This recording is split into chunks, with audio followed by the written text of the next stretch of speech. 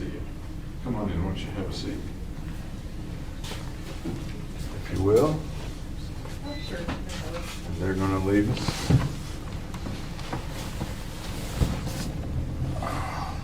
Got you some juice. It says you like juice better than water, so I didn't get your water.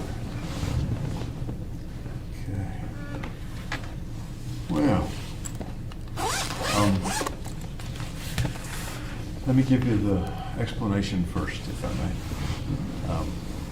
As I think you know, I'm a psychiatrist.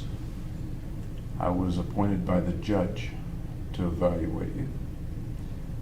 My purpose is very, very similar to that of Dr. Metzner. Do you remember Dr. Metzner? Yeah. Okay. He met with you here, I think, Yes. about a year ago. My purpose is not to get involved in your legal strategy or anything like that. I work for the judge, but the results of my work, and it probably will be a report, those results, the report will go to the judge and the defense, your lawyers, and the prosecution. Any of them can call me as a witness if they want to, things like that. Let's see what else I can do here. I have here, I'm gonna fill it out, a little form that basically says that I've told you who I am and who I work for, things like that.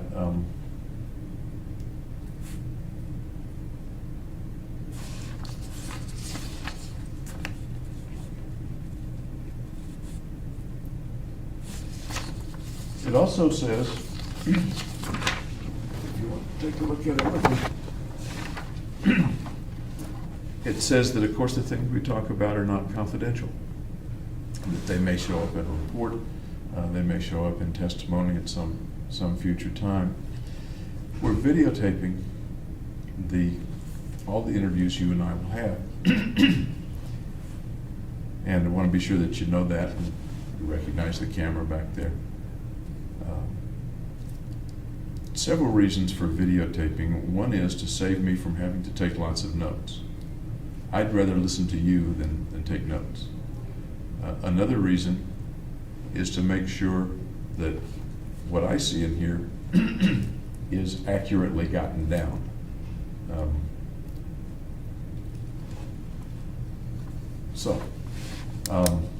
I think that pretty well covers it. You're welcome to sign one of those if you like that says you've received it. You don't have to, and I will give you one to keep. Today's 30th? 30th, you're right, you're right. Okay. If you want, so it just says you got it is all. Thank you.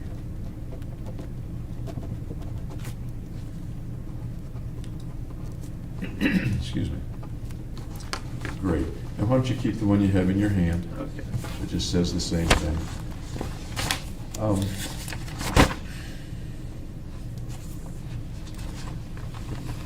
brought lots of records and stuff with me. I guess, do you have any questions about my role, why I'm here? Nope. What I'm going to do? Okay. I expect you and I will chat a couple of times today, a couple of times tomorrow, maybe on Friday. Probably less than 3 hours each time. It's not an endurance contest.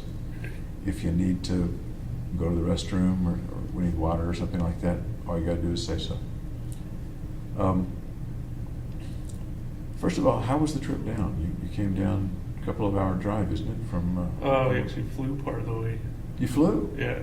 That's interesting. How, in a regular plane or helicopter? Propeller plane. Okay. Well, how was the trip? It was good. It was kind of stormy while we came down. So. Was it? Small plane, storms, a little scary? No, it wasn't that small plane.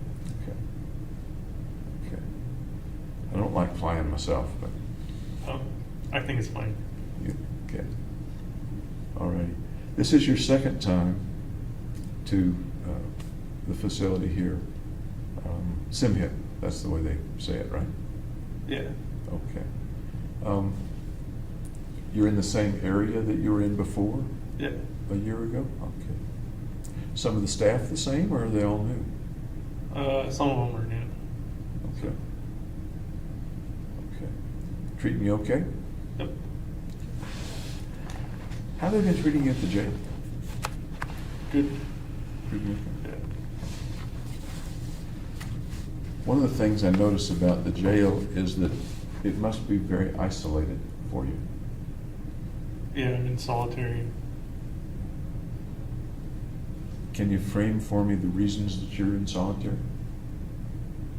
I think it was just because there was so much press in public. It would have been unsafe if I was with the general population. Yeah, that makes sense. But on the other hand, it means you don't get to interact very much with other people. That's true. Are there people that you can interact with? The guards, like when they bring me food and stuff. Okay. Do they interact with you otherwise? Do they play cards with you or anything like that? No, nothing like that. Nothing like that. Okay. Oh, I neglected to mention, and I should. As you can tell, there's a great big window over there. The folks out there can't hear us. I can't hear them anyway. Do you have any concerns about privacy from them? No, I it's think fine. Okay, I think we're completely private for them. And I'm a little bit deaf. You can tell I'm wearing hearing aids. If you speak up just a little bit, it'll help me to hear. Okay.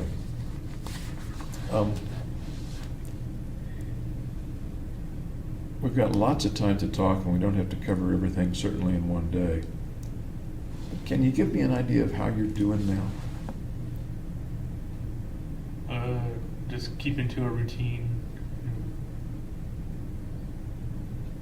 To a routine of,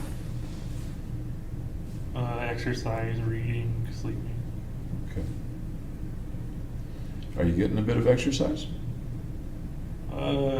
Yeah. What kind of exercise are you able to get? Well, I can do pacing in the cell, and then I do jumping jacks and sit-ups. Okay. Do you get out of the cell very often? Usually 2 hours a day. There's like a hallway, and it lives out there in like common area. Okay. And when you do that, you're still by yourself, except for security? Yes. Okay. How about yard time? They do have a yard, but I don't like it. It's kind of like a enclosed box. There's no grass or anything. Yeah, it looked kind of stark. Yeah, it's sparse. Okay. As I talk with you, I noticed that your pupils are a bit enlarged. Is that normal for you? They've been enlarged ever since I was in jail. Okay. That's interesting. They said it might have been because of the medications. Okay.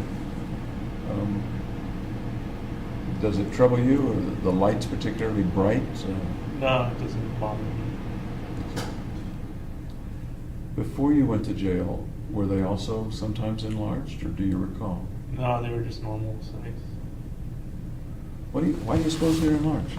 I want to look a little bit more closely if you don't mind. Okay. I don't know. I don't either. Yep. Okay.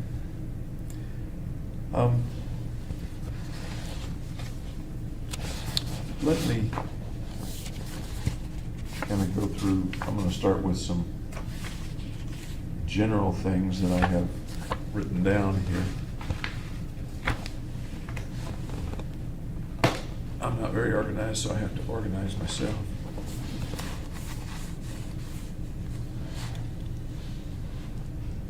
Did they tell you that you were coming Yes. here? Okay. How much notice did they give you? Well, so the exact time, it was like last Friday. They told me that it would be Tuesday, Wednesday, Thursday. Okay. Was that the way it went last year? Yeah, they gave me notice last year too. Okay.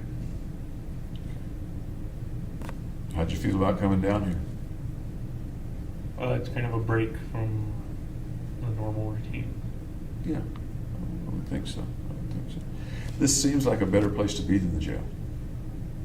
They have better food at least. Better food? Yeah. Okay. I haven't seen your room. Maybe you can show it to me a little later, but is the room nicer than the cell?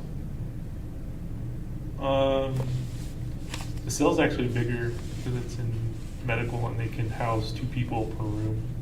But since I'm solitary, I get the whole room to myself. So the cell's actually bigger. Interesting. Interesting.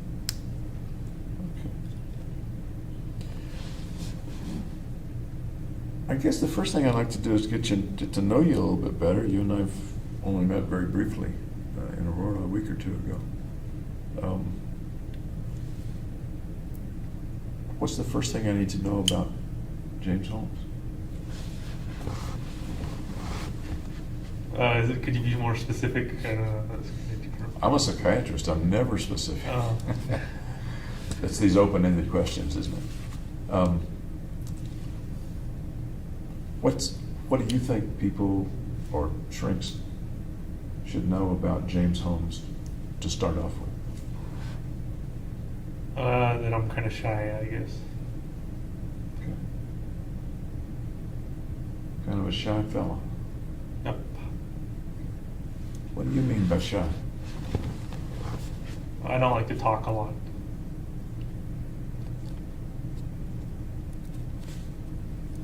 Is there anybody you like to talk a lot with? Friends and family. Friends and family. Have friends or family had any contact with you since you were arrested? My family has, yeah. Tell me about those contacts, would you? They were in the jail visits, so they've come twice. And they usually write a lot of letters, like 1 letter a week. Okay. But they visited you in person twice Yeah. over 2 years? Almost Yep, exactly. once a year there. 2 years, yeah. You remember the first time they visited? Yep. Tell me about that.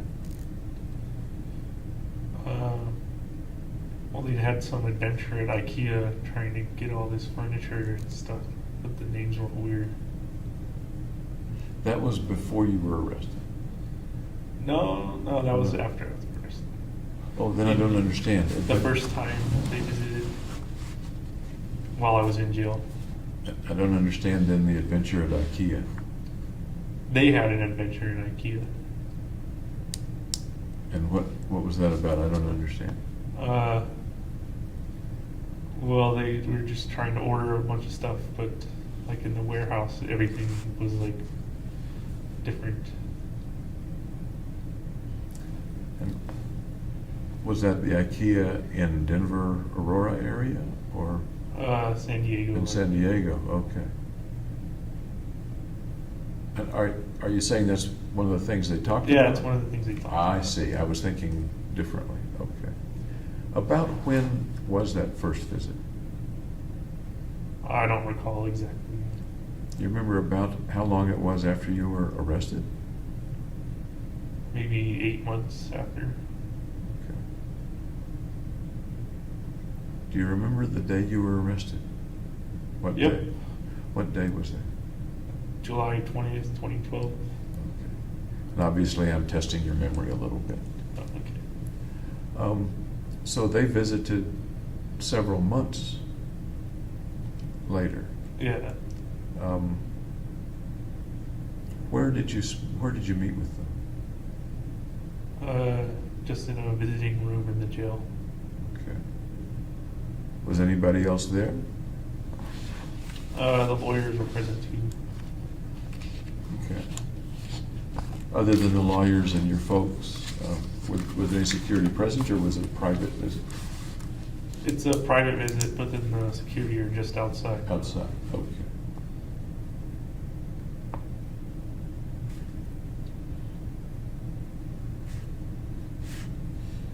Yeah, I'm just going to jot something down here.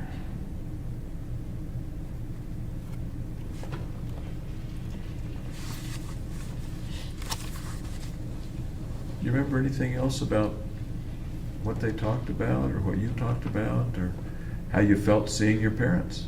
You hadn't seen them in a long time. Yeah, it felt good to see them. As for what we talked about, I don't remember what else it was. It was a long time ago. They were other than your lawyers, they were the first people you saw after you'd been arrested, the first non-custody people. No, I didn't see them immediately after I was arrested. But I mean, no one else had come to visit you other than your lawyers until your parents? Right. They were the first visitors besides my lawyers. Okay. You were glad to see them. Yeah. Kind of an emotional time? Yeah. I would think so. They glad to see you too? Yep. Emotional for them? Yeah. How did they show the emotion? Do you remember? Did sometimes moms break down a bit? My lawyer said she broke down when she was leaving, but she held up pretty good while Okay. the visit was going on. How about you? Did you get a tear in your eye? Nope. Do you ever get tears in your eye? Yeah. Sometimes. What brings tears to your eyes sometimes? Just regrets. Regret. Can you tell me a little more? Usually it's before I go to sleep. Regrets about? About the shooting. And usually before you go to sleep? Yep. Do you sometimes have trouble sleeping? Sometimes trouble getting to sleep. Okay. Because of? I think it's just because I'm sedentary most of the time, so it's Okay. hard to get to sleep. Okay. I certainly want to talk with you about the thoughts about the shooting and what occurred and stuff like that. But I'd like to hear a little more about you before we get into all that. We've got plenty of time. Okay. Your parents visited a second time. When was that?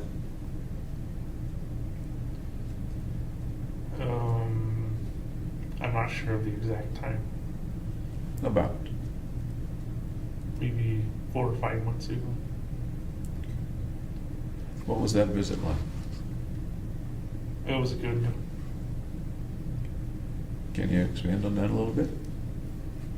They just talked about what was going on back in San Diego and how things were going.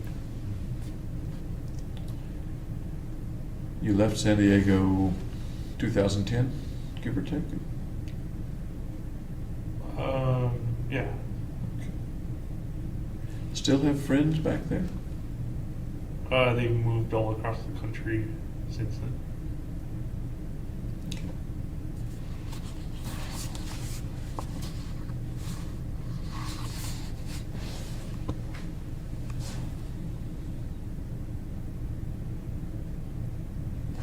You moved out to Colorado to go to school. Yep. Why'd you pick Colorado?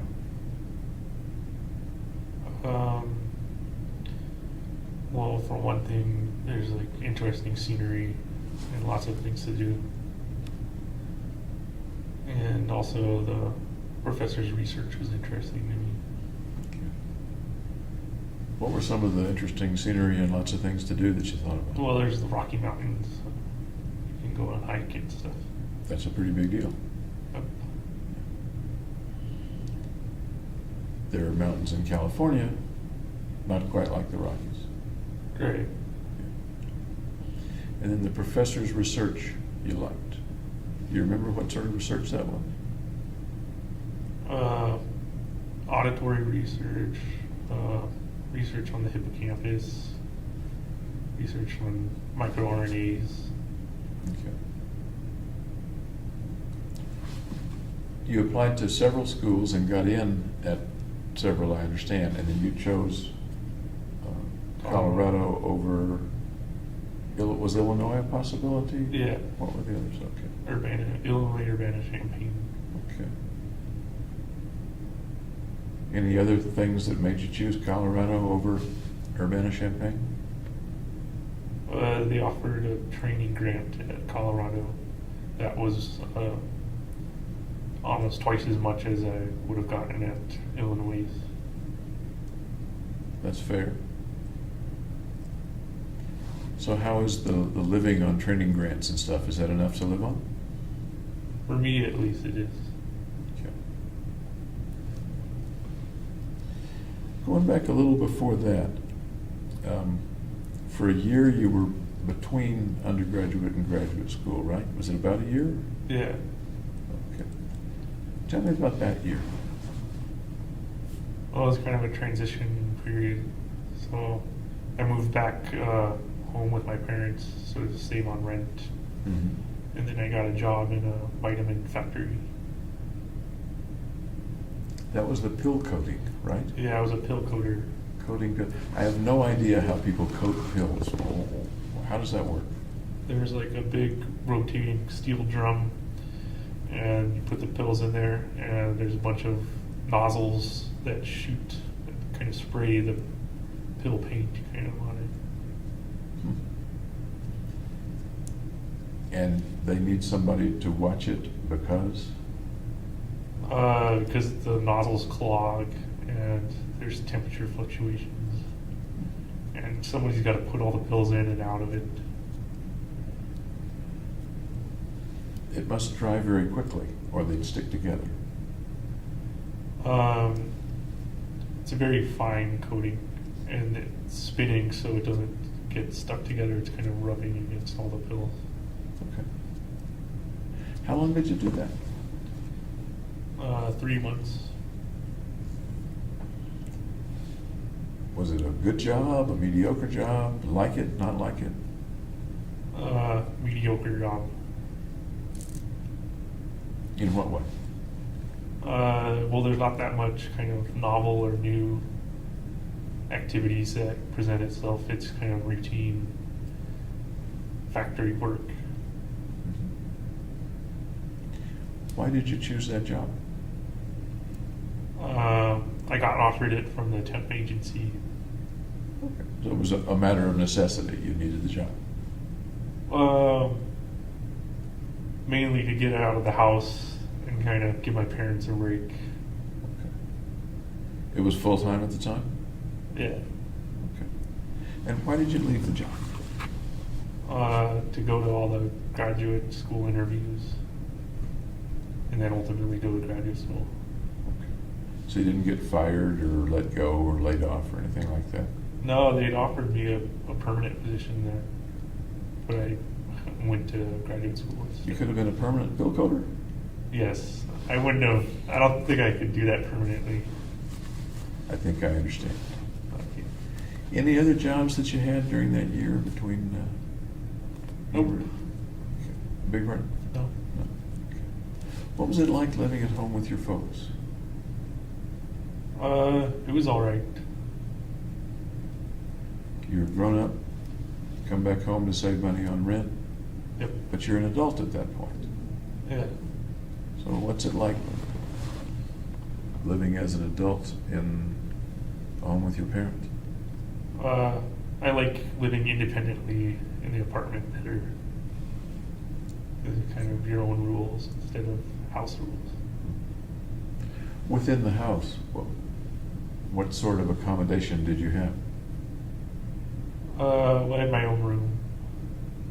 So, Same room you had before you went away to college? no, because my sister took over that room. Okay. She liked that room better than her room. So I got my sister's old room. Okay. Sounds like it was in the main house and not a separate apartment in the basement or over the garage. No, it's in the main house. Okay. Not much privacy, I guess. Well, they got their own room, so privacy enough. Before that, you were at Riverside. Yep. Tell me about were you there for 4 years? Yeah. Tell me about Riverside. I've never been on the campus. Well, there's not much of a river there. I don't know why they call it rivers, but it used to be a citrus experiment station, and then it became a university.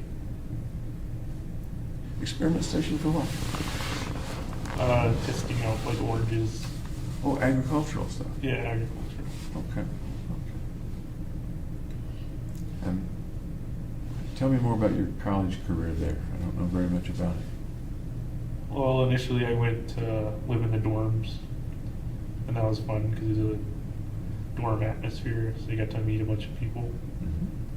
Then I moved to on-campus apartments, and all the while I was studying neuroscience for a Bachelor of Neuroscience degree. Did you start out with that major, or did you come into the major? Yeah, I started out with that major. So even before you got to undergraduate college, you were interested in majoring in neuroscience? Right, in the application for admission, I listed neuroscience major. Okay. You mentioned you stayed in a dorm for the first, how long? The first year. Okay. Was that a requirement, or you chose it, or? No, it's just what most of the freshmen do. Okay.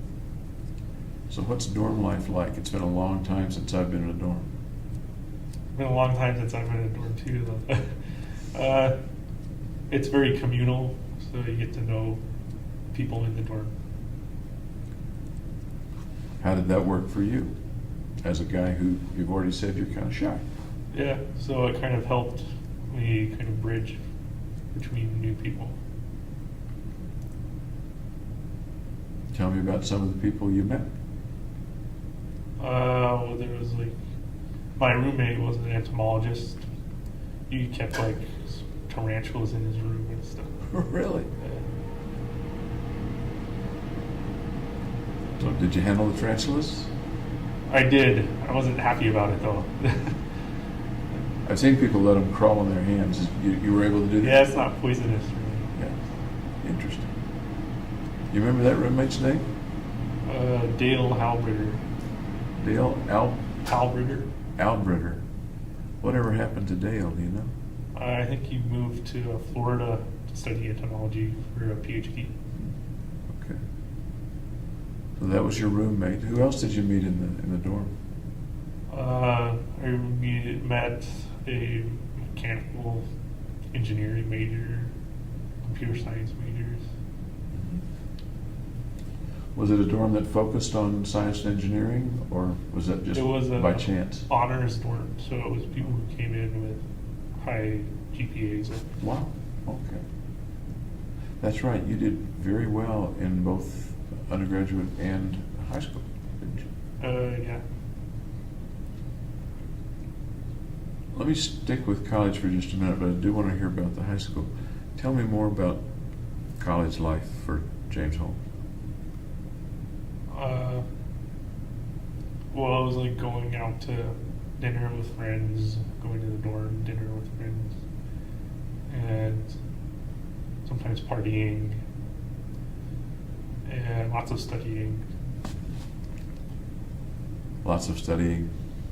Even smart guys have to study a lot. Yeah, there's like no way around not studying.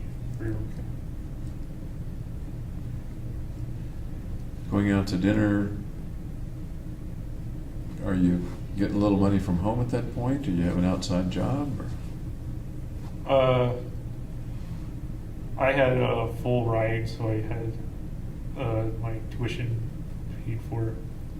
And then my parents are really nice, and they paid for the dorm and kind of food expenses and stuff. Okay. How nice is real nice? How much money did they give you? I don't know exactly. I didn't count the means. But it was enough to live okay. Yeah. Do you have a car? Yep. What kind of car was it? Hyundai Tiburon. It's kind of a sporty coupe. Okay. So some meals in the dorm, some meals out, and occasional partying. Yeah. Tell me about the partying.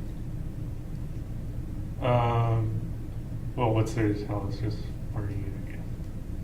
You don't have to tell me any illegal partying, but Oh, the rest okay. of the party, the rest of the party. It was just with friends and alcohol drinking. Did you drink quite a bit in college or no? No, I wasn't a huge drinker. Only social. What is social, what is that to you?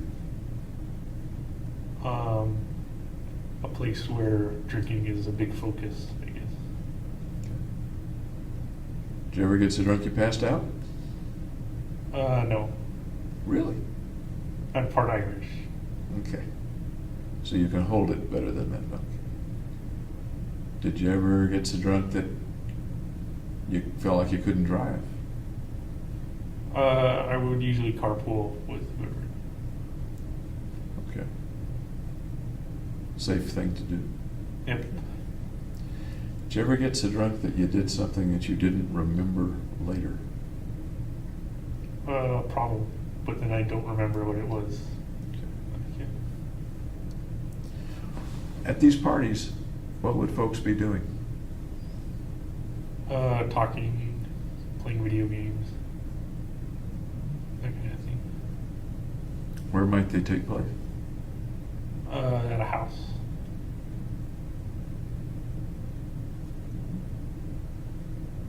Anywhere else? At a bar, on a beach? No, usually house parties or apartment parties. Okay. What kind of folks would go to the parties? Just my friends. So far, you've told me about 2 friends. I'm assuming there were more than 3 people there. Yeah, I have more than 2 friends. Okay. Males, females? Both. Both. Okay. How about female friends in college? I didn't have a girlfriend. I had female friends. So. Okay. Things sometimes get wild at the parties? I wasn't really partying that partying was like once a year type of thing. So Say that again, I'm sorry. partying was like once a year type of thing. Oh, really? So it's not. Once a year partying. Yeah, it wasn't like a everyday partier. I'm not sure that's going to be good for Riverside's reputation as a party school, if Oh. the parties only happen once a year. Well, for me, since I was in the honors program and everything. Okay. Did you have any difficulties that you remember in college, those undergraduate years? No, it's pretty smooth sailing. Academic difficulties, social difficulties, work difficulties, ceiling fell in on your head. Any difficulties you can think of? No, it was pretty straightforward. How far was your accommodation at Riverside from your home in San Diego? I think it's an hour and a half at the speed I drive. Okay. Which is Fast. fast. You drive pretty fast. Yeah. Okay. Okay. See, the southern. I don't exactly know the Southern California geography. Riverside's kind of inland of LA. Okay. It's a kind of logistical hub. Okay. So beach party probably out of the question. You'd have to drive a lot a ways. How often did you go back and forth to the home in San Diego? Not very often, maybe once every 3 or 4 months. Okay. Did your folks ever come up to Riverside? Yeah, they checked it out. They took the tour, the initial tour thing too. How did they feel about you going away to college? I guess they were proud. Proud? Yeah. Okay. Okay. You're the older of your siblings, right? Yeah, I have a younger sister by about 5 years. Okay. And I'll ask you a little bit about the family in a few minutes too. Okay. Now let's go to high school. What was high school like? It was good. Tell me about it. Public school, private school, magnet school, charter school? Public school, it was like newly constructed. We were the first full graduating class. Ah. Okay. What What kinds of things did you enjoy and not enjoy in high school?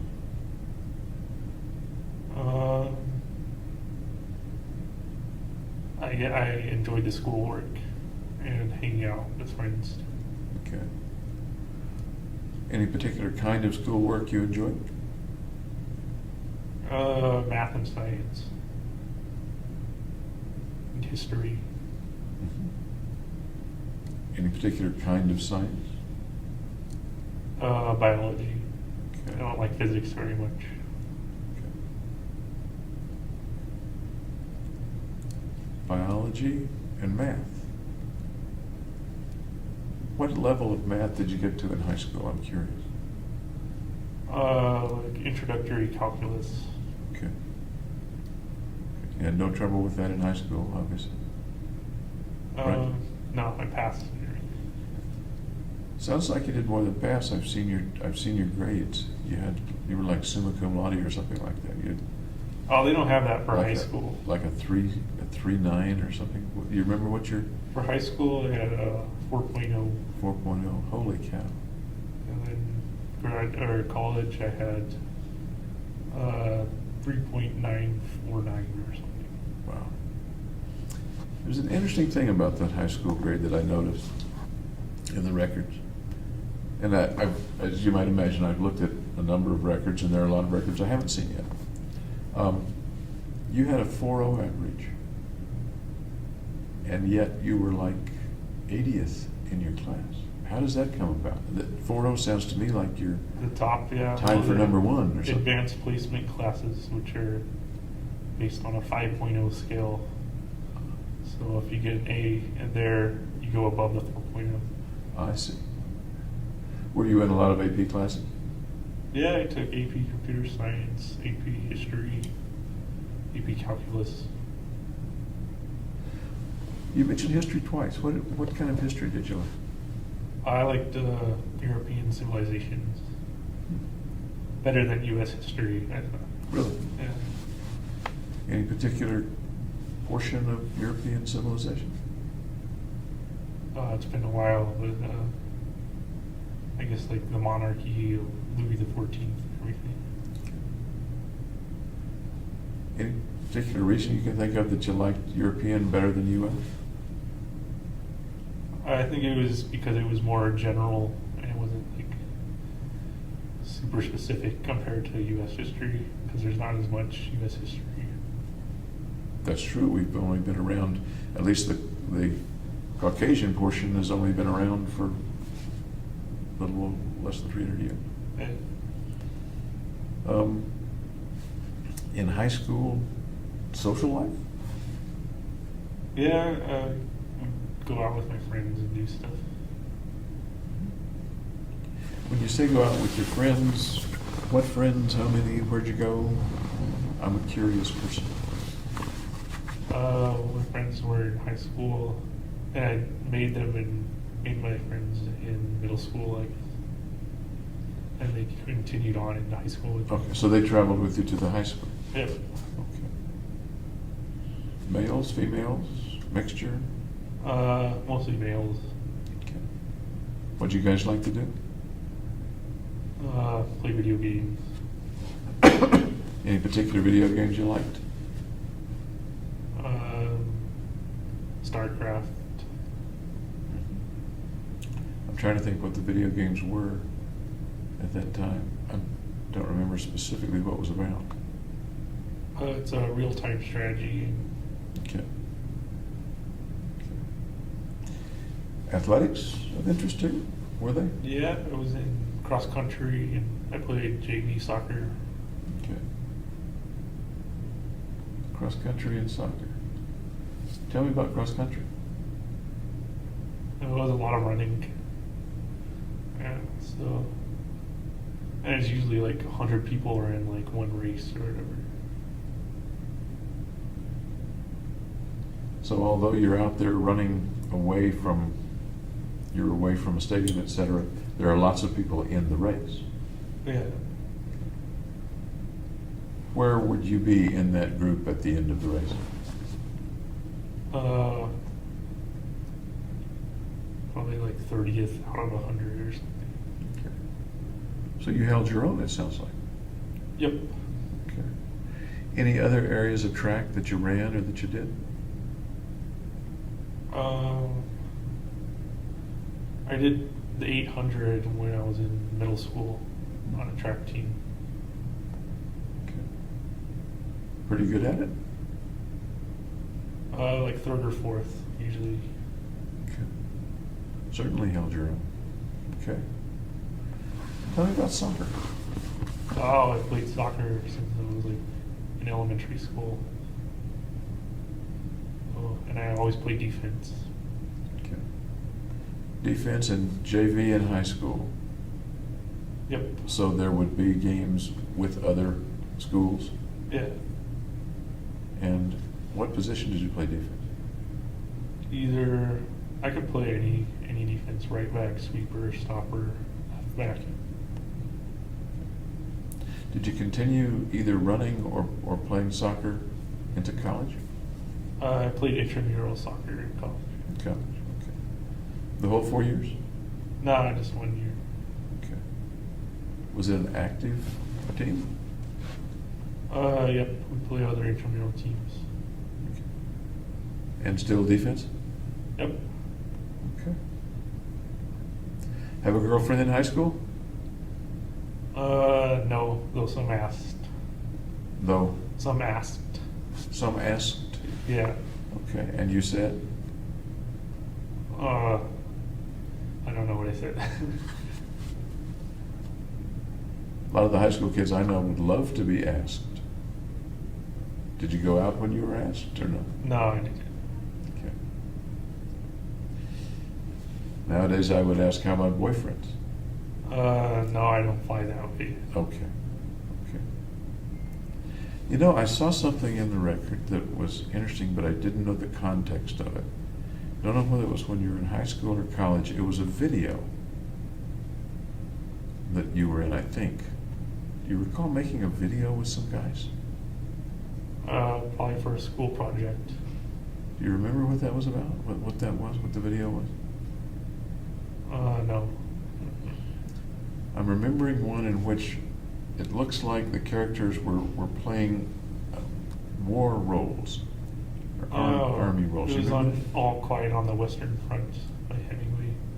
Ah, tell me what that was, because I couldn't figure it out from the video.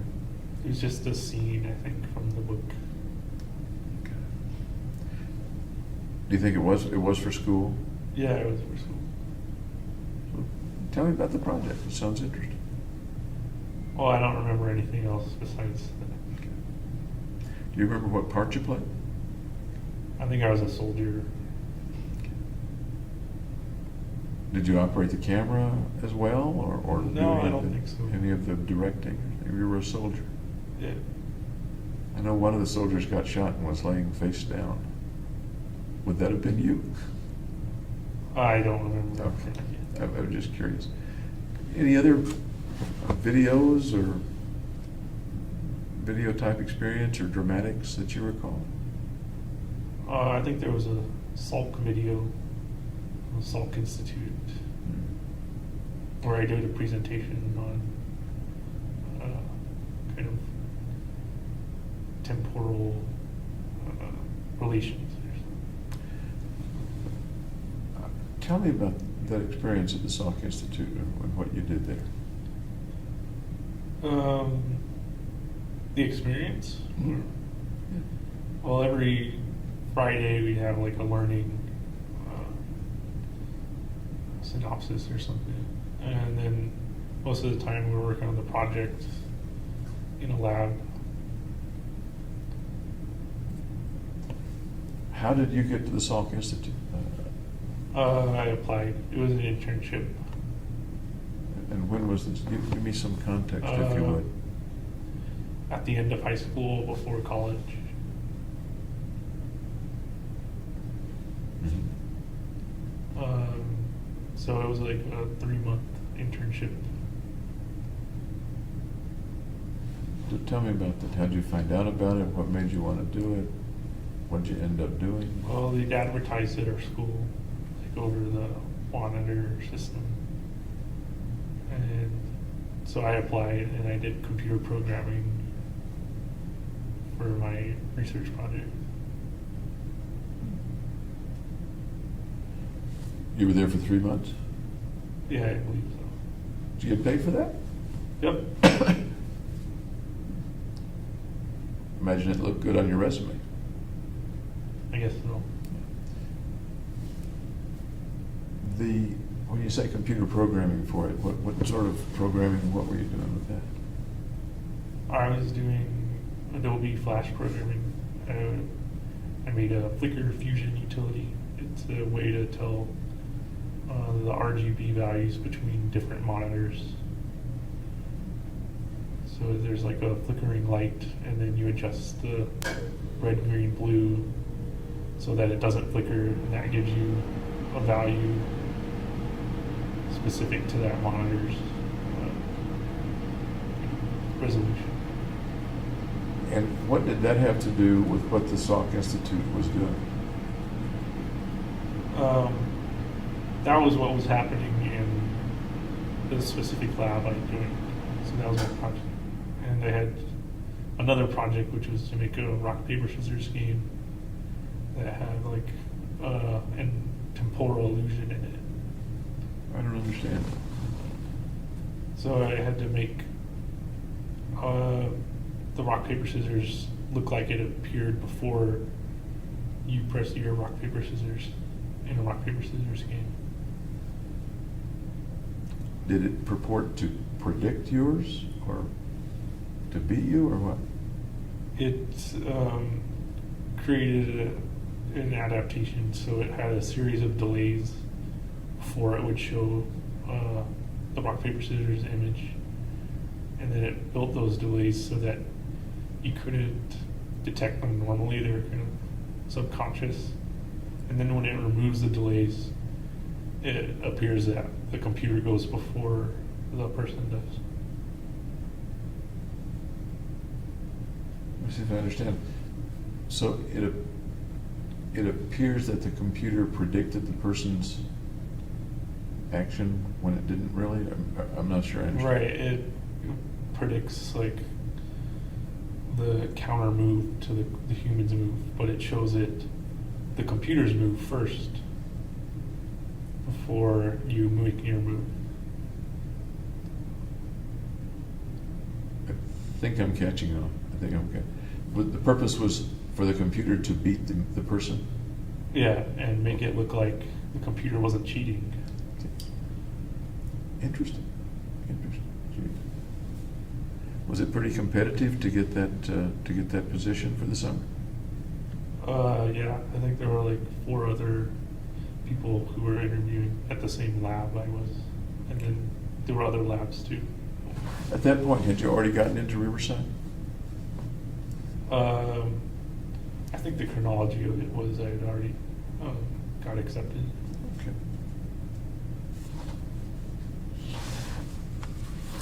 What was the house like in San Diego? 2-story kind of Spanish villa, cookie cutter housing in suburbia. We had a pool in the back. And you stayed in the same house the whole time that you lived in San Diego with your family? Well, initially we lived in San Diego in a different house. We moved up north and then moved back down to San Diego. So we lived in a different house. You moved back down for middle school, I understand it. Yeah, at the end of 6th grade. Okay. And then you stayed in that house for the duration? Right. Okay. And that house was the 2-story Spanish? Yeah.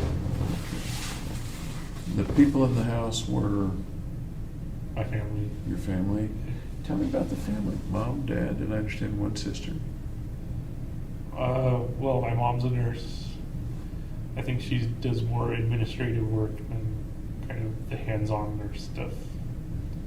My dad's retired. He used to work in statistical kind of analysis, doing like the ASVAB testing kind of thing.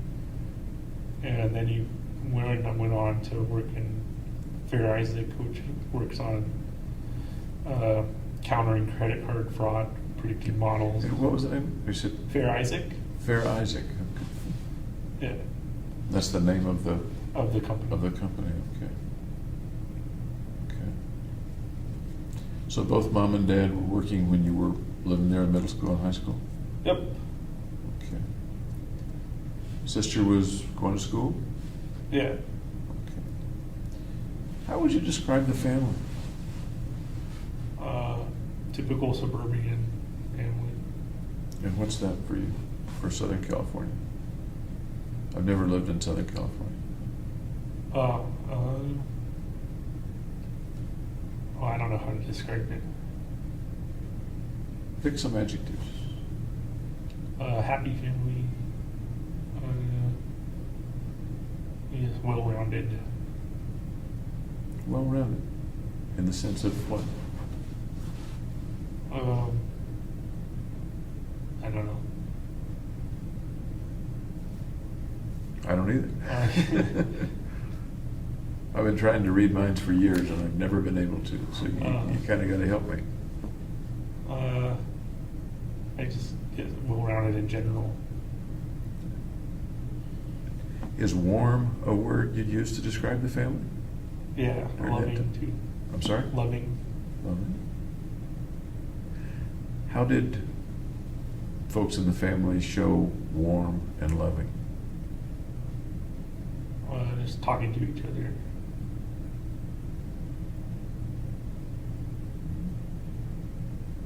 They touch each other much? Hugs.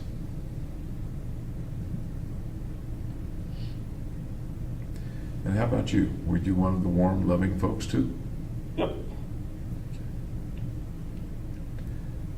Was that a bit different from what you describe as a little shyness in other places? I wasn't really shy around my own family. Okay. Would you be a hugger too with the family? Yep. Okay. Excuse me.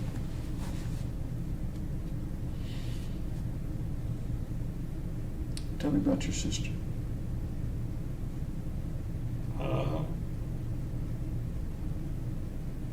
Well, she's really into making music, writing songs, playing on the guitar. And she's friendly.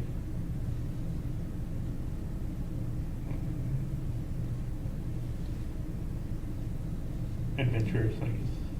Adventures. Has she been all those things since you were younger? Since she was younger? Yeah. What's your relationship, prior to being arrested, what's your relationship been like with your sister? Caring and supportive. And what? Supportive. Supportive. When you were in high school, she was then 5 years younger. Yeah. Would you see her regularly in the house? Or In would the you be off family doing room. other things? Or? In the family room or in the backyard.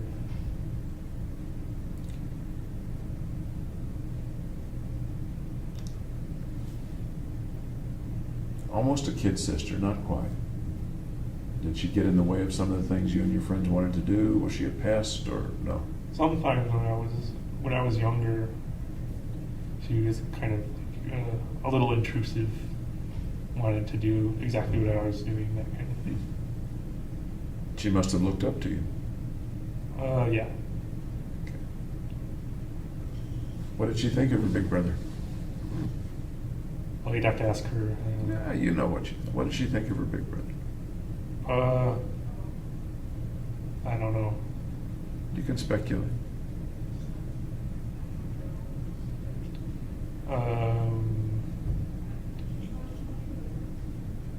Just that I was a good big brother, I guess. Did you protect her, or did you need to protect her a bit, or no? There was no need to protect her from anything. Okay. Then you went away to college, hour and a half, 2 hours away from the house. And then I usually didn't see her because I was away at college. Write back and forth, call back and forth, email, text. No, we kept pretty much apart, I guess. Did you know what was going on in her life?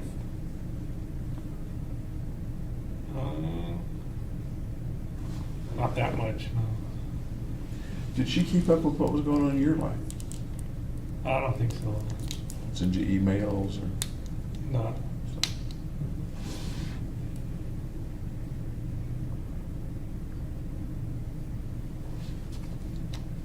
You have enough juice there Yep. to wet your whistle?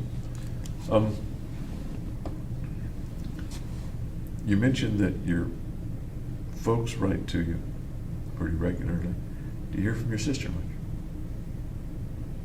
She came on the last visit. Okay. I got to hear what she was up to. What was it like for you to see her? Pretty much the same as seeing my parents. And that was? Just a good experience. How did she react to seeing you? Just normally. What do you mean? Because I wasn't there. I kind of have to look at it through your eyes. How did she react to seeing you? Whatever normal is, I guess that's what it Can you show me a mental picture or video picture of what that was like? What she looked like when she saw you? Well, she was glad to see me. She wasn't sad or anything.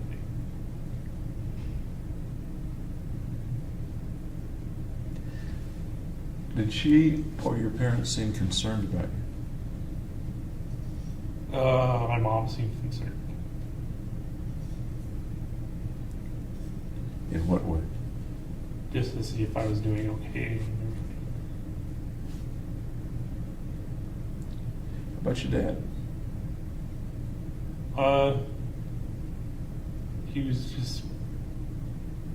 He wasn't like showing the concern at least. Sis? She didn't show any concern either.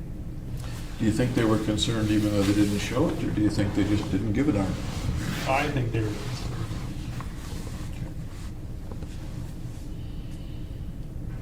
Do you get any letters from your sister? Nope. Mainly my mom and dad write the letters.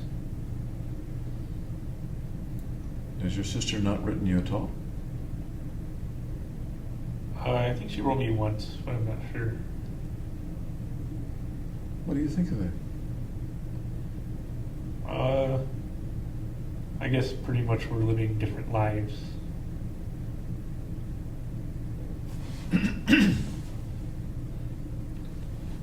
Is lack of contact what you would expect from your sister and your relationship with your sister?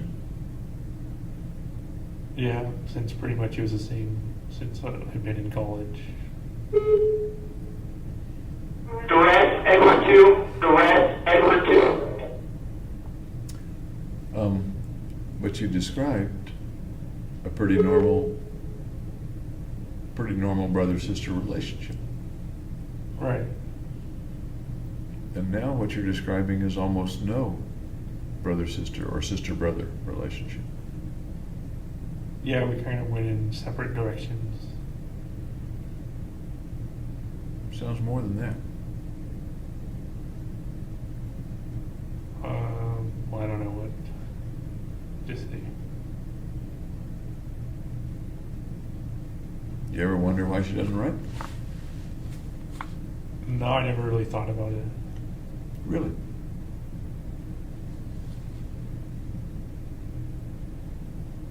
You love your sister? Yep. You believe she loves you? Yeah. I'm still curious about why she doesn't write. I don't know. You'd have to ask her why she doesn't write. Do you know where she is? I think she's still living in San Diego. I think she's got her own apartment now. Do you know if she's married? I know she's not married. She's not married. No kids? Or do you know one or the other? No, she doesn't have any kids. Do you know where she's living in San Diego? I don't know the exact address. How do you know she's still in San Diego? Because of the recent visit that she was at with my parents.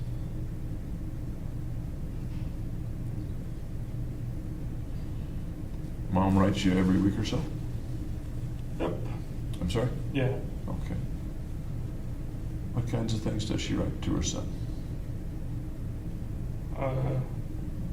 Pretty much things that are happening on the outside, and usually her support and that kind of thing.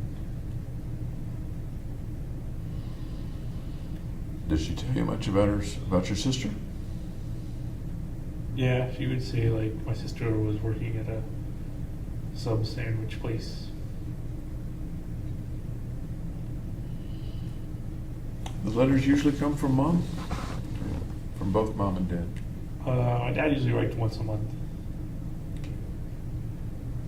He doesn't write as often. What do you usually think? writes a big letter. Yeah.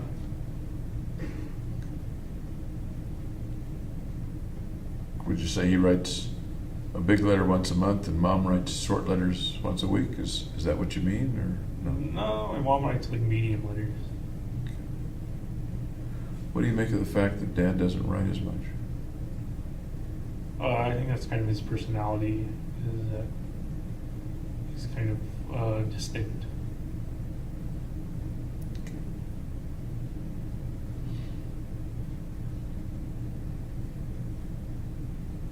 What do you think Mom and Dad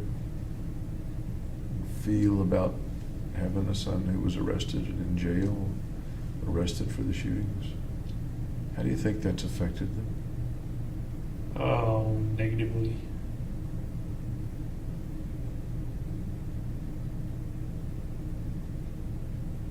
Can you expand on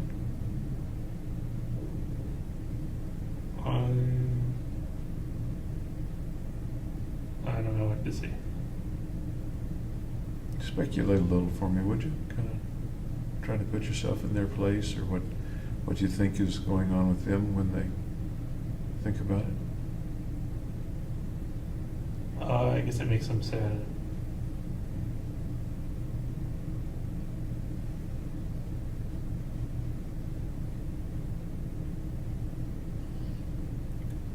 Do you know how they first found out about the shooting? They were called on the night of the shooting. Do you have any idea how they reacted? They contacted lawyers to try and get a lawyer for me. How about their reacting inside? How do you suppose they react? That they were troubled by it. That's a kind of a vague word. Can you be more specific about what you think they might have felt inside? Grief, maybe.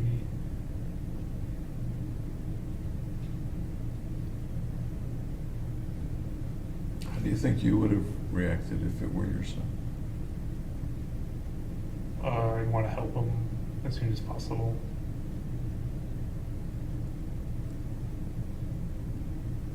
Any other reactions? I'd be sad as well. Sad for? Can you flesh that out a bit? Sad for my son getting incarcerated.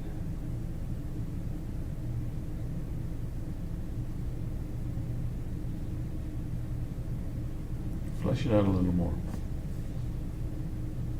Would you?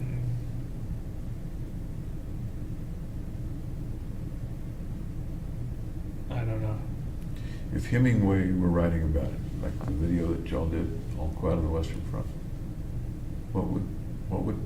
what might Hemingway have written about what the parents think and feel when they get that call and over the next few hours? That they'd be tear-stricken and kind of taken by surprise.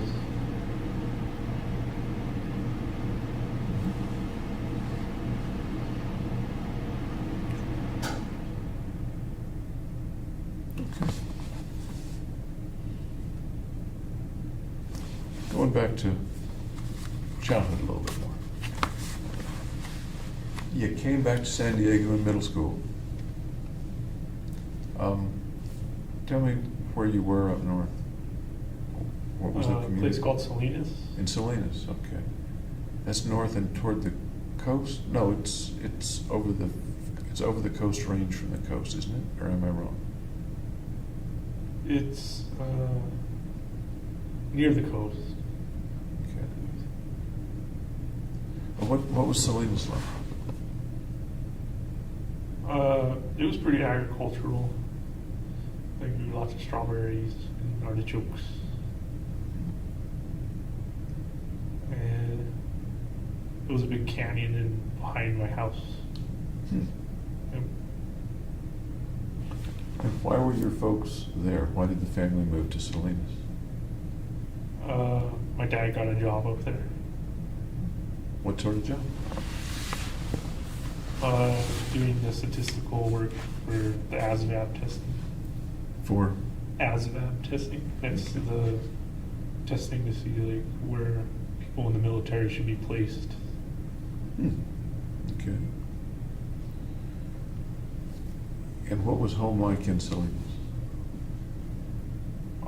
Peaceful, rural.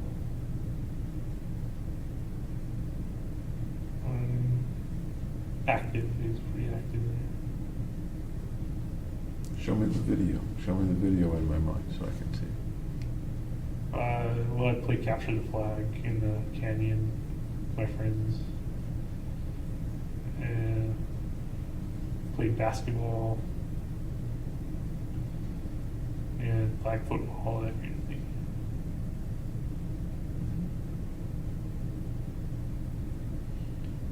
Was your house in town or outside of town? It was also kind of suburban, so it was outside of the town. Okay. What kind of house was it that time? Single story, thatched roof. Pretty typical kind of house. Thatched roof. I don't know if that's the correct term or not. Just like the wooden shingle roof. Okay. Okay. Did you have your own room? Yep. Okay. And how would you describe the family in that home? Typical. I don't know what typical is. That's what the mainstream is. Every family's different. Tell me what family in that home was like. Active. Very busy, energetic. Doing what? Just going about your day, kind of thing.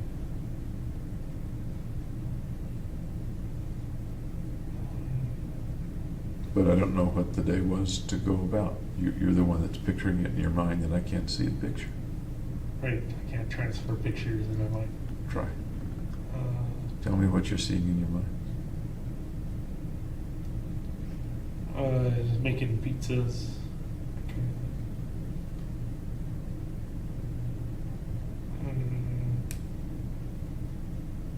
Digging holes in the ground, kind of creating a water park. That sounds interesting. Tell me about that. Well, I'd get a shovel and dig a giant hole and then fill it up with water and then jump inside of it. A homemade water park. Yep. Okay. I'll bet the water wasn't crystal clear. No, very muddy. Where's Mom when you're digging the hole in the backyard or wherever you dug the hole? in the house doing whatever it is she does. Where's Chris? Either digging the hole with me or watching TV. So little sister sometimes did things with Big Brother. Yep. Did she go by Chris or Chrissy? Or? She went by Chrissy, but then later she wanted to go by Chris. Okay. And how about you? What were you called around the house? Around When I was little, I was Jimmy. Jimmy. Yep. At home and school, or Yep, everywhere. when did Jimmy become James? College. How did that change come about? I don't know if there was an evolution of it or not. It just kind of sort of changed since it was a new environment. And that was my given name, was James. That kind of became what I was called. Usually people call you what you introduce yourself as. Yeah, so I guess I introduced myself as James. Is there a difference between the way James sounds and the way Jimmy sounds? Jimmy sounds a littler. I agree. Okay. Folks still call you Jimmy? I don't know what they call me. I think they call me James. Okay. What did they call you the last time they were here? Jim. What does your mom call you when she says dear blank on the letters? Oh. I guess it's Jimmy. I don't know. Okay. How about your dad? How does he start the letters?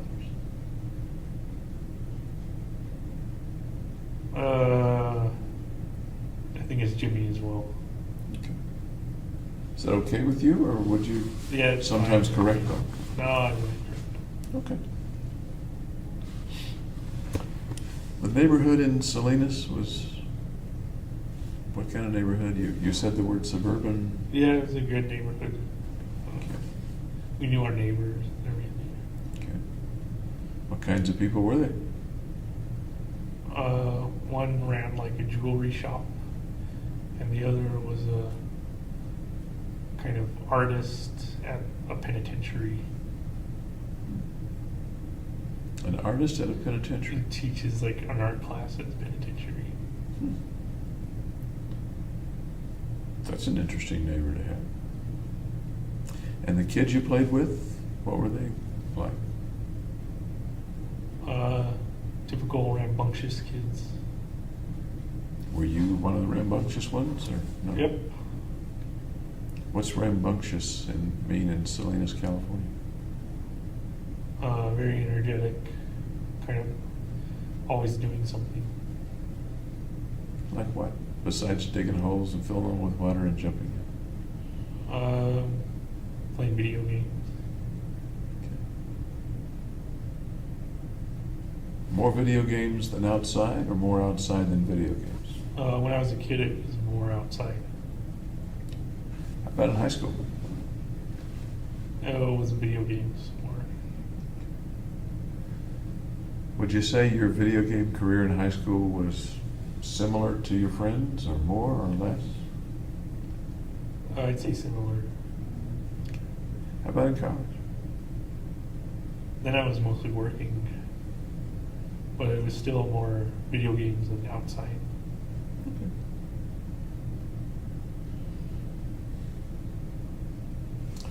Did there come a time when your relationship with your mom changed as you grew up? Changed significantly? No, I think we've always been close. Okay. How about with your father? Did there come a time when that relationship changed in any particular significant way over those years? No, it stayed pretty much the same. Okay. And what would that relationship with your father have been back then? What are the adjectives you'd use to describe it? Well, he was my soccer coach for a number of years. And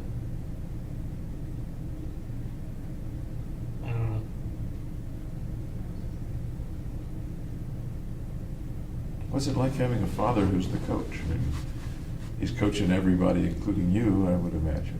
But he's also your dad. What's that like? It's pretty normal. I don't know what you mean.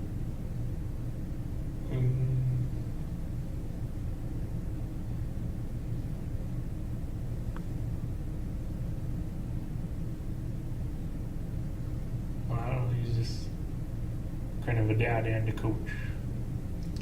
Was he fair? Yeah. Did he favor you over the other kids?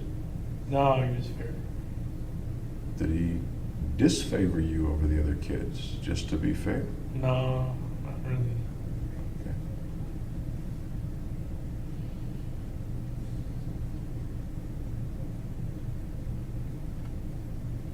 What are the 3 nicest things your dad ever did for you?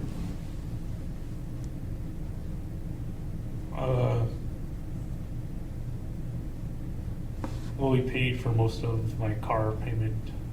I paid $1,000. He paid like $7,000. So.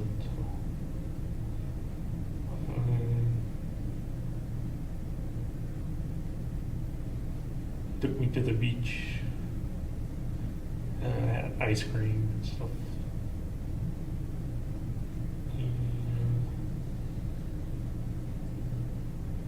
He helped me move. Helped you move to college? Yeah. Okay. Car payment, taking you to the beach, and helping you move. I gotta pick one now. How about taking you to the beach? What was that like going to the beach with your dad? It was good. We got to spend family time together. How old are you in that picture? Still called Jimmy, so maybe elementary school. When was the last time you can remember going to the beach with dad or with family? Years ago. Years. Yeah. What was the last family thing you remember doing with family? Christmas in Arizona with my uncle and family. And about how old were you then? 23. Tell me about that Christmas trip. Well, there wasn't any snow in Arizona. Darn. But we just drove up together and spent the Christmas together. Would that have been when you were staying with your folks, or was that after you came That was once I came to Colorado. to Colorado? So you went back home for Christmas, Yeah. or back to San Diego for Christmas, and then to Arizona to spend it with your uncle, and who all was with your uncle's family? It was only him. Just your uncle? Yeah. Your mother's brother? Yes. Was he sick at that time? He had like a rare cancer in his eye or something. He had to go to UCLA for treatment. I'm aware that one of her brothers, and maybe her only brother, passed away. She has 2 brothers, but yeah, that was the brother. He got cancer in his liver and then he passed away. Okay, so that was the brother who died. Yeah. Okay. Nobody was living with him in Arizona? An aunt? His or cousin? wife was, so my aunt, she had like a brain aneurysm. And she had like some susceptible like brain aneurysm condition in her family. So was she deceased by that time? Or Yeah, she was deceased. Did they have kids? Nope. Okay. Do you have any cousins? Yep, I have 2. Okay. Where are they from? Which people? They're from my mother's other brother. And I think they're living in Iowa now. Or Idaho now. I have a gene degree up here. So there would be your Uncle Andy and your Uncle Dexter on your mom's Right. side. Uncle Dexter was the one with cancer. Okay. And on your dad's side, you have Uncle James, who you may have been named after, I suppose, I don't know if they named me after. and Aunt Betty. Okay. And then, tell me again, I'm sorry, I forgot the cousins. Two cousins. Stephanie and Holly. Stephanie and Holly. What are they like, and were you close to them? Yeah, we had a trip together in Lake Tahoe with the family. We were gonna do kayaking or something, but it was super windy, so they didn't. We went to miniature golf instead. That's quite a step down from kayaking, miniature golf. Kayaking's up here, miniature golf is down I here. guess so, if Unless you you're wanna really rent into it. miniature golf, yeah. But it was too windy for the little kids to do kayaking. Roughly how old were you at that time? I think I was 20. And the cousins are about how old? I think they're about 10 years younger. So they were a lot younger. Yeah. Did they communicate with you at all in college, or send you letters at jail? No. Any idea what's happened to them? I think they moved to Idaho. Any idea what they're doing? Probably learning how to drive. Based on their age? Yeah, based on their age.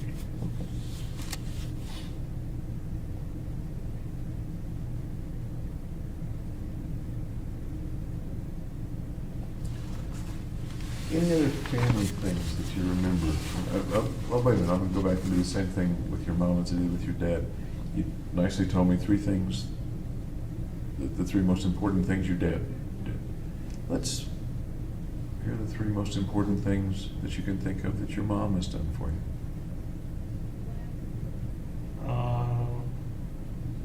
Well, wrote me letters. Took me to the zoo. During like a Where's Waldo adventure thing.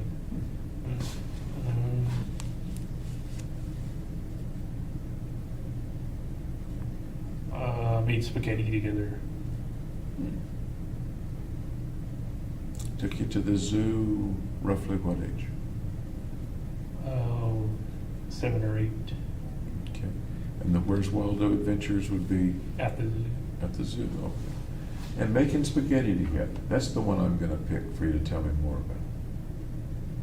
about. Okay, well, we were boiling spaghetti, and then she had to test to see if it was al dente, and she threw a piece of spaghetti onto the cabinet, and she left it there, and then when she took it off, it stripped the paint of the cabinet. Really?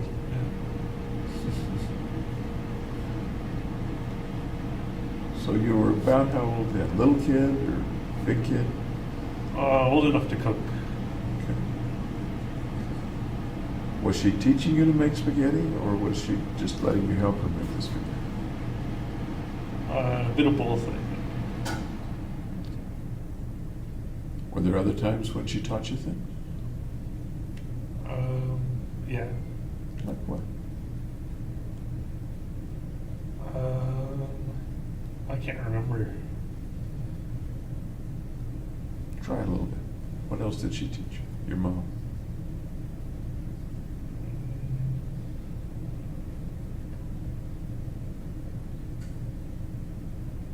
Just art projects. I'm sorry? Art projects. Heart Art. project. No, art. Art project, okay. I told you I was a little deaf. Okay. What sorts of art projects? Like paper mache stuff, or tie-dyeing T-shirts.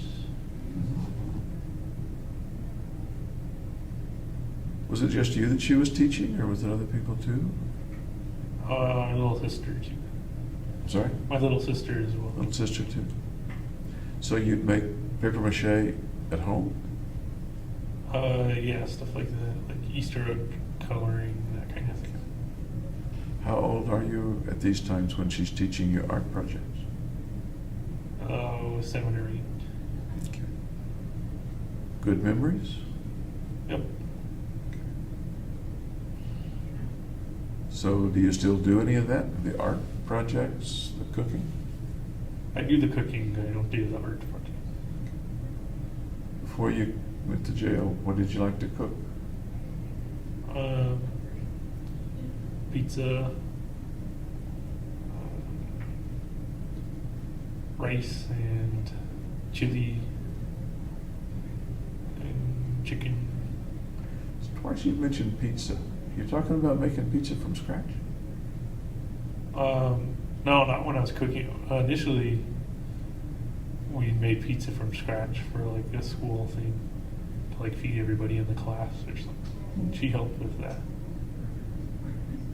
But since then, I do the frozen pizza cooking because it tastes better. A little easier too, I imagine. Yeah. Did you cook much in college? Once I got my own apartment, I cooked more. Not in the dorms though, because they feed you a meal plan. Yeah. Ever cook for other people in college or in grad school when you had your own apartment? Did you cook much for other people? Once I cooked for other people. I was on Valentine's Day for my girlfriend. Ah. What did you cook on Valentine's Day for your girlfriend? Kind of French fried onion chicken with mixed vegetables and rice. French fried onion chicken. There's like some topping that is like French fried onions that you can put on chicken. Okay. Makes it tasty. Yeah. And did you? How is the cooking? How's the chicken prepared? Baked. So you bake the chicken Yep. and put French fried onion on top, Topping on it. Yeah. and had mixed vegetables. What else? I had shrimp and ice cream. I was going to say your girlfriend's going to expect dessert, Yeah. and that was the ice cream. Yeah. Okay. Where did you do that? In my apartment. At your apartment. And when was that? Valentine's Day.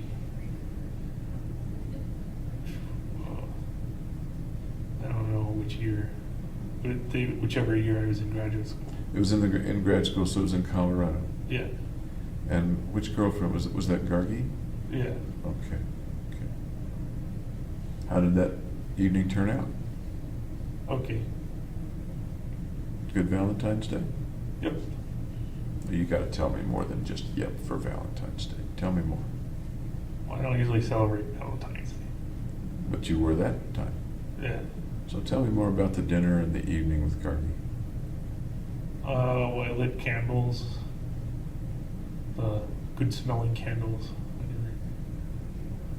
And then we watched videos on Netflix.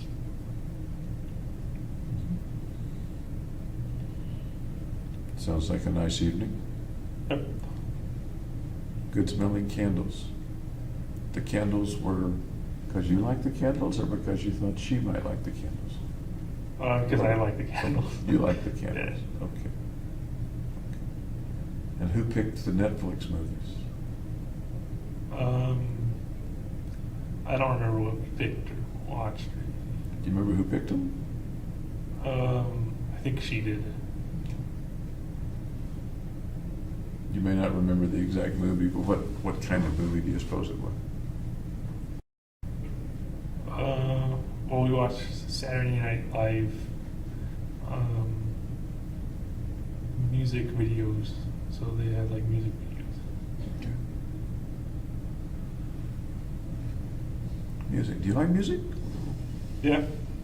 What kind of music do you like? electronic music. Really? Yeah. Electronic as in techno or Yeah, electronic techno. as in synths? Techno music. Really? Yeah. I know nothing about techno music.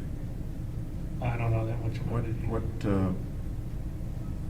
Tell me more about the kind of music that techno is or that you like. It's just got a rhythmic repetition to it. And it's usually a lot of keyboard and kind of electronic sounds. Do you like it with the video, or do you like it just the music I like it just through the music. headphones? Okay. Like it better with headphones, or you like it? Yeah, I usually listen to it privately. Okay, and that was really my question. Thank you. Yeah. If you were by yourself listening to it, would you tend to use phones, or would you tend to use a speaker? Headphones. So when you're doing that, what do you get into? What are those thoughts that you get into when the music is all between your ears, nothing outside that? It kind of helps me focus, so I use it a lot when I was reading academic journals to kind of wash out excess sounds. Okay. And when listening to it, bringing the knowledge in through your eyes was okay. It didn't distract you from your reading. No. Okay. Any other kind of music you like? Just pop music, stuff that's on the car stereo. Any favorite artists or writers? Katy Perry, I guess. Going back into college, even back to high school, what kind of music did you like, and who were the artists that you liked? Still electronic music. There's an artist like Tiesto. T.S. Tiesto. He's an electronic Can you DJ. spell it? Tiesto. So the name is Tiesto. It's not initials. It's Tiesto. Yes. Yeah. Okay. I'm gonna have to go look that up. Okay. Okay. Did you enjoy dancing to the techno music, or just listening? No, I'm not a dancer. Not a dancer at all? No, not really. Ever been dancing?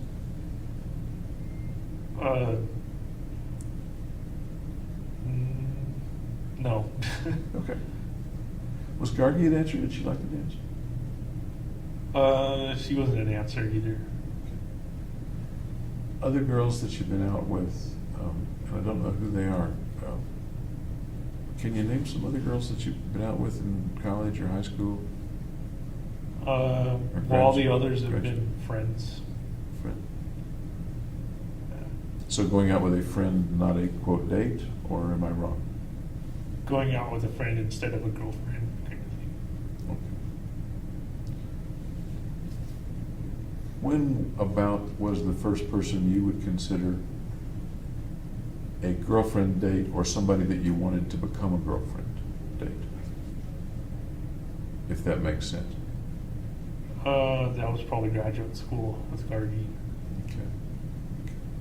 So in college, there wasn't anybody that I'm saying that badly.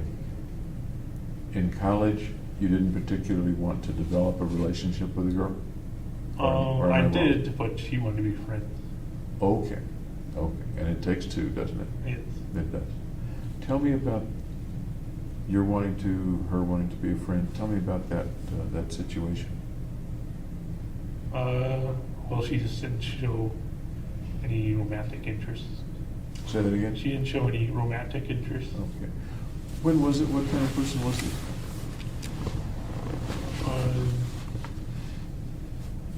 When was it? It was in beginning of undergraduate. So what was she like? Kind of bubbly, cheerful. Tall, short, blonde, dark hair? Black hair, mid-height. Yep. What was the circumstance where you met her?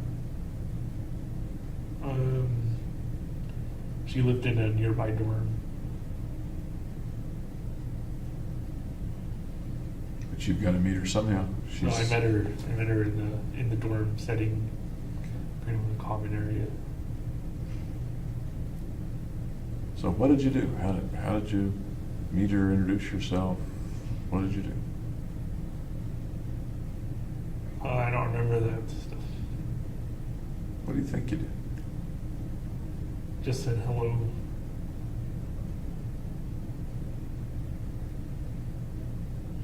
You remember how she reacted? I don't remember. But you do remember some things. You do remember that you were, to use your word, romantically interested, and she apparently wasn't, right? Yeah, she was Persian, so I think she had a cultural barrier. Her family wanted her to be with another Persian. How hard did you try? Not very hard. What did you do to try? Just spend time with her. Ask her out? Nope. How about the next romantic interest?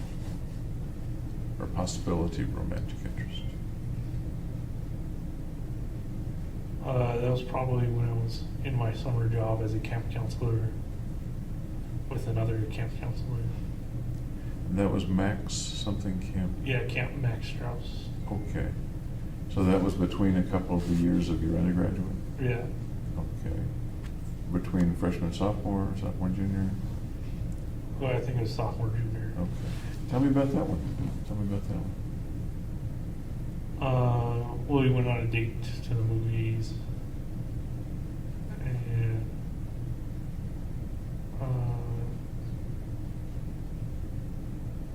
it was just hard to get started. Both camp counselors? Yeah, I do hear wild things about those camp counselors. yeah. You went on a date to the movies. What happened? We went back to like the rec room at the camp. It was like 3 o'clock in the morning, and we just didn't go any further.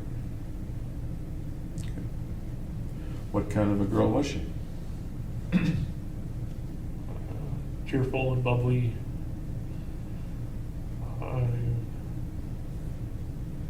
Easy to talk to. Nice. And if I were to talk with her, what would she say about what kind of a man or boy you were?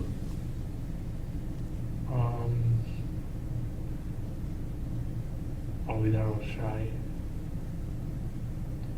And kind. Kind? Yeah. Okay.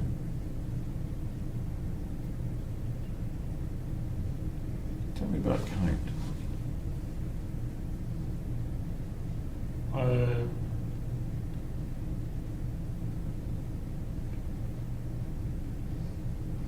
Just being nice to her, I guess. Did you have any other dates with her?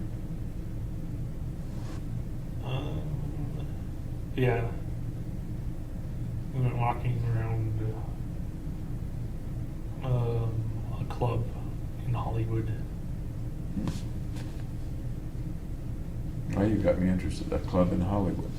Yeah, and we didn't go inside. We had, like walked around, A club like what kind of? like a dance club or something.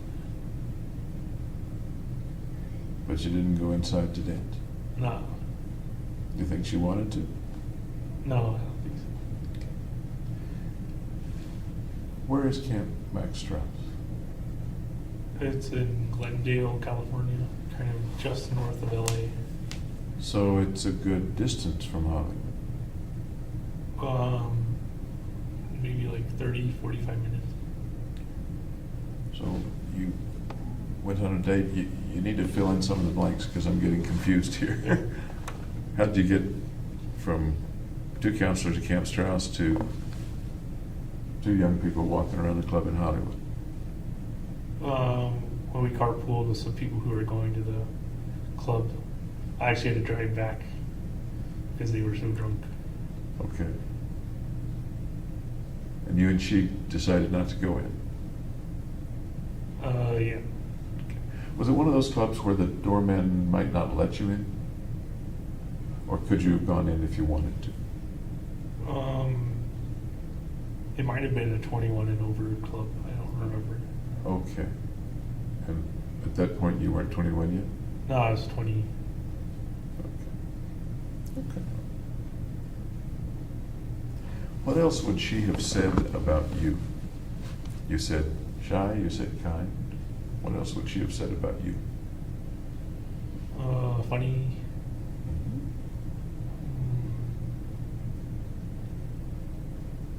Caring. Smart. And that's about it. So 5 adjectives Yeah. covers the waterfront whole with spectrum. James Holmes. Okay. Does it really? Oh, well, you can't sum up a person in 5 adjectives. I agree. So give me some more to work with here. I don't know if more will help, though. Give it a shot.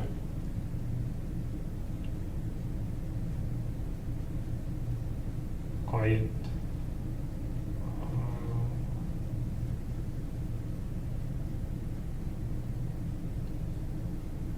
Friendly. I don't know. At Camp Max Strauss, lots of counselors, lots of kids, and lots of social stuff, kind of like one sees at a camp, or not. Yeah, there's a lot of social stuff.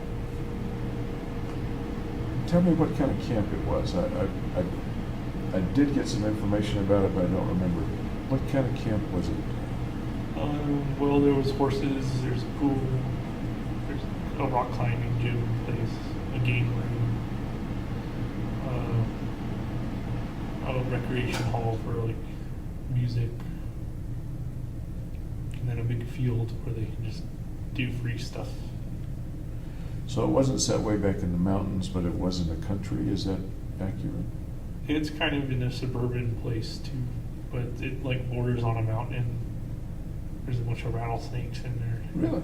Yeah, we had trouble once because like heard the rattlesnake rattle, and all the kids wanted to get a look at the rattlesnake. Really? Yeah, What happened? kind of blocked them off from looking. What'd you do? Besides block them off? I mean, Say that they shouldn't be, going towards the rattlesnakes. so did you see the rattlesnake? Yeah. Drive it away, kill it, let it alone? What? No, I just left it alone. Okay. How old were the kids roughly? It varied in age from about 8 to 12, and they'd have their separate cabins based on age. Counselors were in cabins with the kids or in separate cabins? The counselors were in the cabins with their kids group, so that's kind of the group they would counsel, take them to all the activities. For a shy guy, that sounds like a pretty social setting. Yeah. And you got little kids running around, and you got to take care of them, and you got to teach them things, and supervise them, and then work with other counselors, and is that kind of what it was like, or what was it like? Pretty much. We'd Oh. sing them songs too. Really? How long were you there? The whole summer? Yeah, also. So you'd sing them songs, the group would sing songs? Yeah, like camp songs. Somebody play a guitar or a piano? No, it wasn't like that. Wasn't like that? What was it like? It was around a big kind of fire pit, but we didn't have any fires because it was wildfire season or whatever. So we had it about around the big pit is where all the kids would group up, and we'd take them to like breakfast or their activities or whatever. You remember any of those songs? Yeah. Tell me. I sing On Top of Spaghetti. It's a song about Okay. spaghetti. I think I've heard it. Like, Do you remember? you're not going to make me sing it, right? Oh, sure. Go ahead and sing it. No, I don't want to sing it. Okay. To the tune of On Top of Old Smoky, right? On Top of Spaghetti. Oh, okay. But the Smokey tune- the Bear is on like a different. On Top of Old Smoky? No, that's not what it's called. It's not what it's called. It's On Top of Spaghetti. Yeah. And it's not a parody. Okay. No, it's a short song. Okay. Other songs that you remember? One about Hermes the Worm. There's a song about a worm. I don't remember all the lyrics.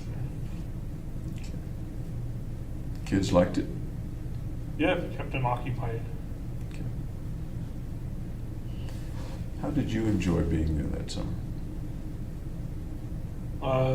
It was kind of stressful because I'm not that outgoing. Did it become less stressful as time went by, or did it stay stressful pretty much the whole time? Well, it wasn't stressful the whole time. It was just kind of, it wears down on you having to take care of so many kids. Okay. As you look back on specifically that summer, how does it make you feel, or what does it make you think of? Also fond memory of at least trying to get out there and be more social. Do you think you were changed in any way when you went back to school in the fall because of that summer?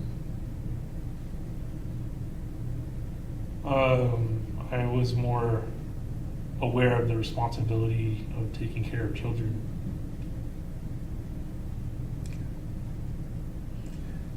The children were not particularly disabled or something. They were underprivileged. Underprivileged Yeah, kids. so they usually wouldn't have been able to go to camp otherwise. Okay. So they were healthy, normal kids, but somebody else was footing the bill for a week or two at camp. Usually, like one out of 10 had like ADD or something like that. You had some other things in your life that had to do, well, you've had many had to do with responsibility, but another one had to do with kids.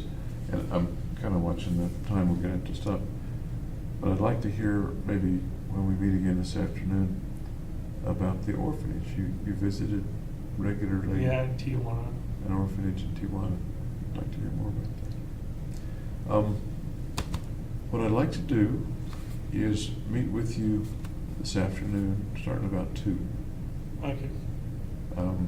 2 or 3 hours. There's no particular time limit, but then tomorrow morning we'll start about 9. Then tomorrow afternoon we'll start about 2. And we can do it on Friday if we want to. Okay.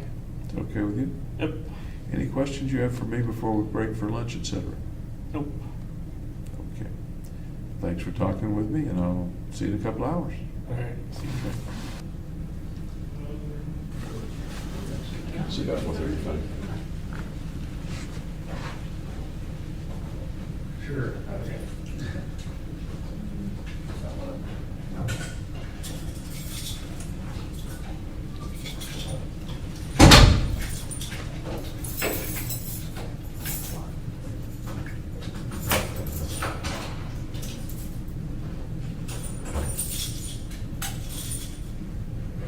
Not a bad idea to go to the restroom first. Yeah, there you go. Yeah.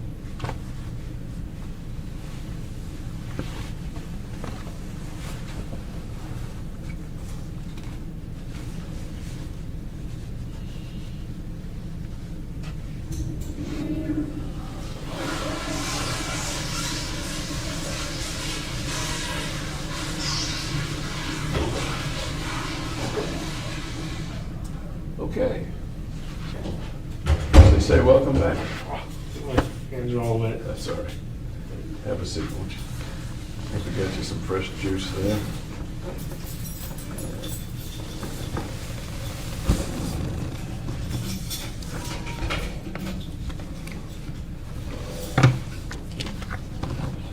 Thank you. Did you get some lunch? They have tuna sandwich and clam chowder. And clam chowder? Okay. Well, this is our second session. I'll just say for the benefit of the tape that this is Wednesday afternoon, and you're aware that we're being videotaped and all the things. You're welcome to take this with you or keep it, by the way. Okay. Any questions about this morning or anything you'd like to add from this morning? Nope. Okay. Okay. We left off, I was recalling, and so were you, that you had done some other things with children. You'd gone to an orphanage in Tijuana. That was interesting to me. Can you tell me more about that? Yeah, it's part of the Corazon de Vida Foundation. Corazon de Vida? Corazon de Heart Vida. of Life. Okay.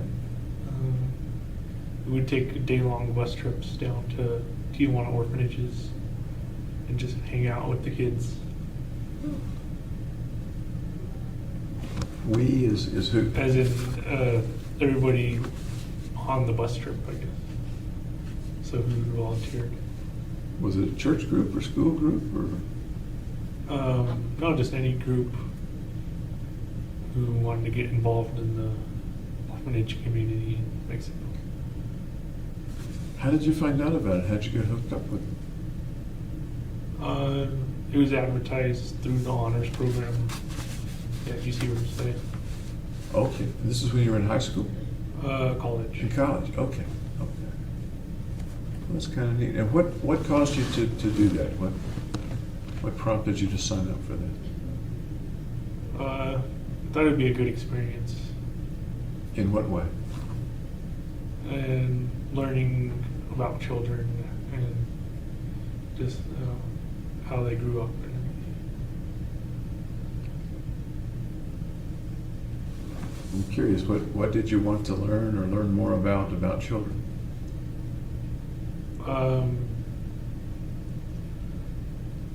Yeah, I just wanted to learn more about children in general. Tell me about the children at Corazon de Vida. Well, they're all orphans, and they seem like just normal kids, and they like to play, and they have their own school at the orphanage too.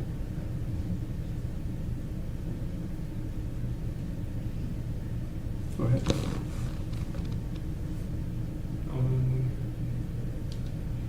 So some of the activities I did was play soccer with them and play cards. How often would you do this? Like once every 3 months. Once every 3 months? Yeah. Okay. Were there other groups that went down at other times, or did the kids get visited once every 3 months? There were other groups that also visited them. And how long would you stay? Just for the day, and then we head back. We'd usually make them lunch too. Tell me more about that. How far did you travel? Well, it's not that far. It's like 2-3 hour drive. There's more to it than that. You gotta show me that picture that in your memory.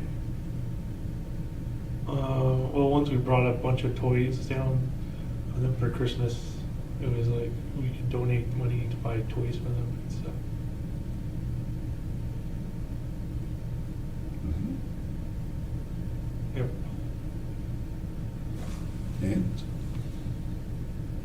And they like the toys. Okay. So what did you do with that? Once again, there's a video playing in your mind somewhere, and I'd love it if you point things out in there and say, well, this is where I bought the toys, or this is what I bought. Can you give that a try?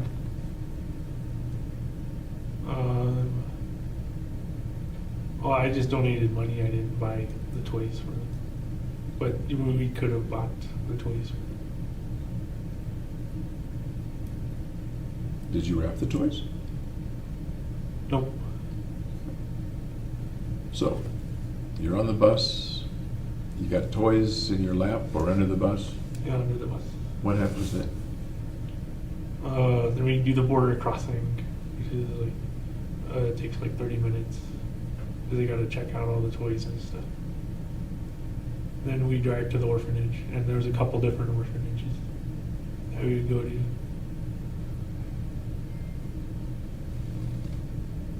And the bus stops and And then we just hang out with the children.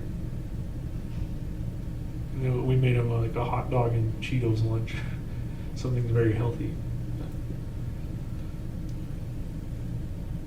can you picture any particular child that came up to you or that you hung out with? No, not off the top of my head. Was there a particular child or more than one that kind of remembered you and you liked to work with? No, I don't think so. I think it was just in general, like packs of kids. Pax, how many do you think? There was probably like 30 to 50 people at the orphanage. So you've got the presents. What happens then?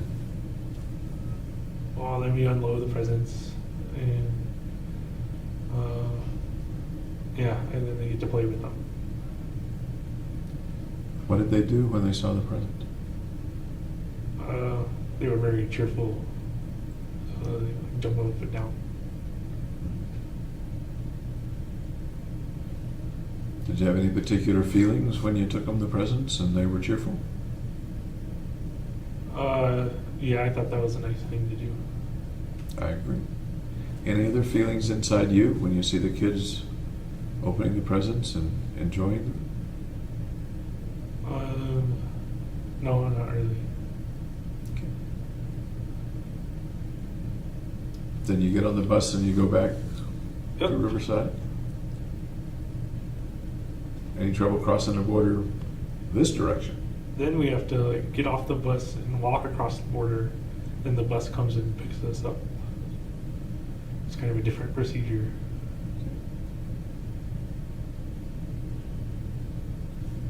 So you get back to Riverside, then what do you do? Then I do school stuff. Pretty full day. Yeah. Okay.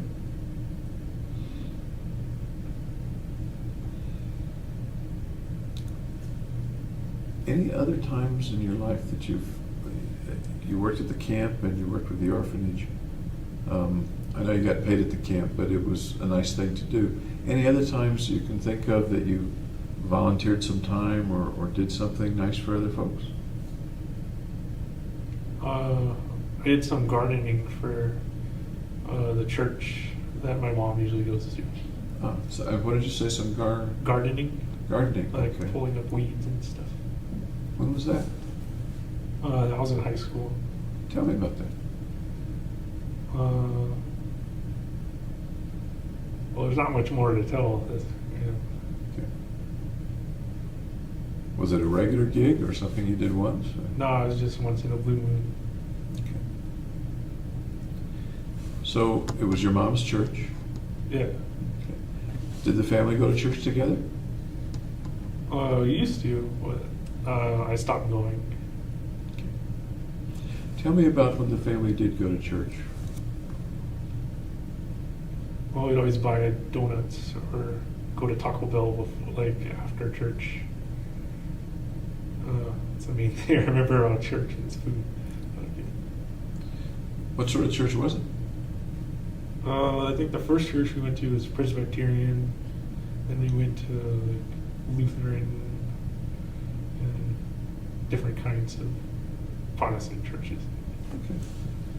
This is roughly how old? Since the beginning of church, probably like second grade. Until? until probably 9th grade. Was the church a pretty big part of your family, or not very big, or the family faith? It's big to my mom. She really likes it.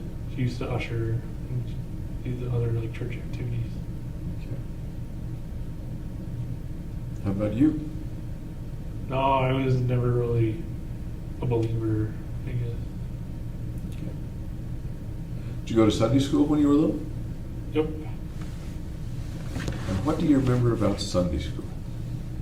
They had a bunch of couches in their kind of room. So it was a kind of a relaxed atmosphere. Kind of a... A relaxed atmosphere. Okay. And what did they do with you guys in Sunday school? Just read passages from the Bible. Mm-hmm. Was that a pleasant experience or a meaningful experience? What adjectives would you use to describe that experience? Indifferent. Okay. In the course of time, did you start going to the grown-up church? Yeah. Tell me about your experience, what it was like to be in the adult church, the sanctuary, the sermon, that kind of thing. Well, they would sing songs and do hymns and stuff. Usually the pastor would read passages from the Bible or something. I'm curious, do you remember any particular passages or sermons or things that the pastor said, or any particular songs? Glory, glory, hallelujah, or something. Okay. That's what- Okay.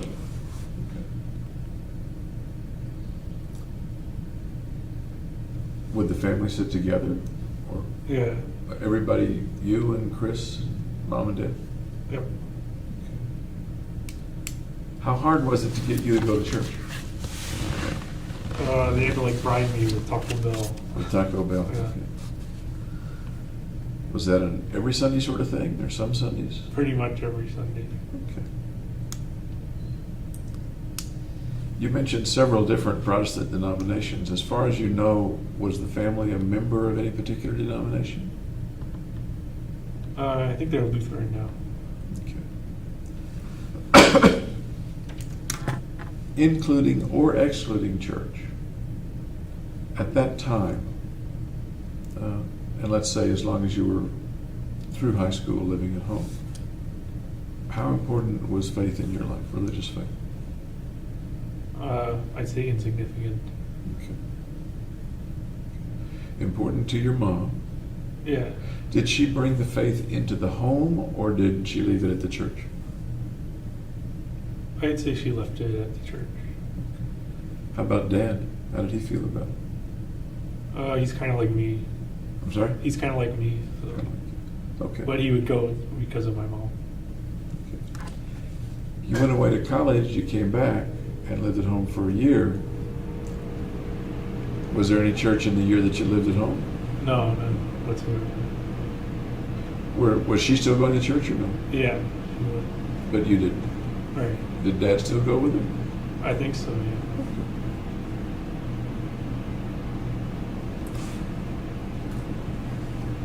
I was going to ask, and I forgot to ask earlier, you mentioned you have the one sister. Yep. Did you ever have any other sibling? One who perhaps passed away, or a foster sibling No. at any time? No.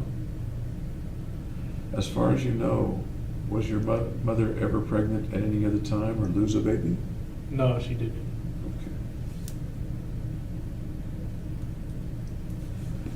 Okay. Thinking back when you were a kid, doesn't matter what age right now, but thinking back when you were a kid, how did your parents get along?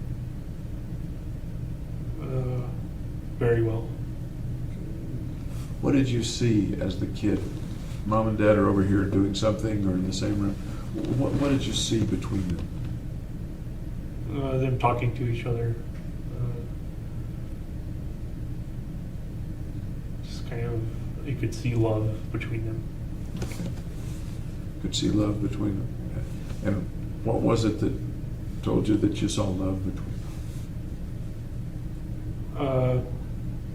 Just that they cared about each other. It kind of like showing through them. How did they show that? Just in their demeanor towards each other. And what kind of demeanor would that be? Close. Close? Yeah, close.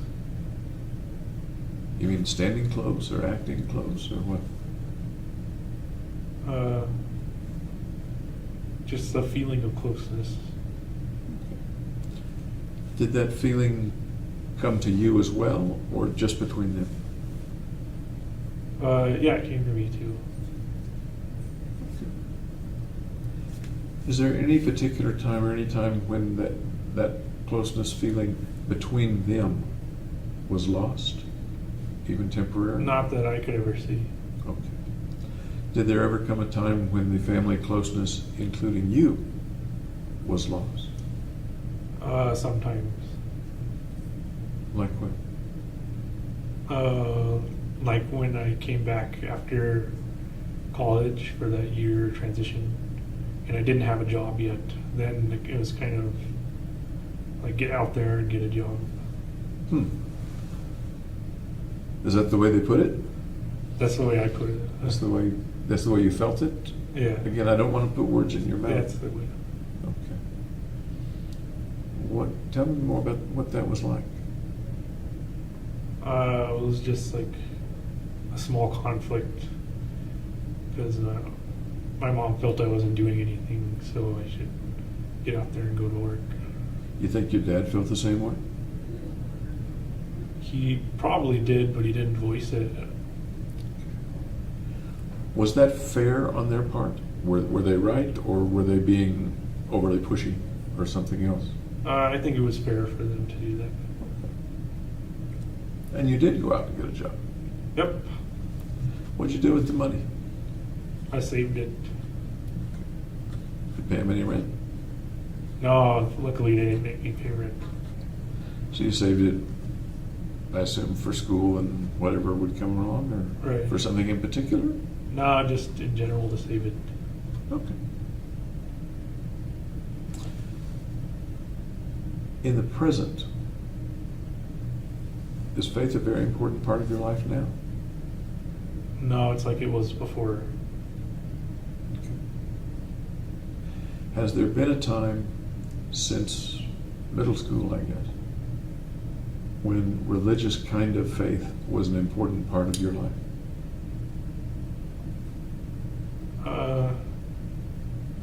No, I kind of viewed it as something just to be done for the sake of doing it. What to be done for the sake of it? Just going to church. Since high school, have you gone to church? No, not really. You say not really. Have you been to a church service since you left home? Nope. Okay. Of course, there's organized religion and organized faith, and then there's personal spirituality. Do you have a personal faith or personal spirituality? Yeah, I kind of believe God is everything. Okay. So he doesn't really need to be worshipped or prayed to, but he's just kind of everything in total. Can you tell me a little bit more about that? Well, he's kind of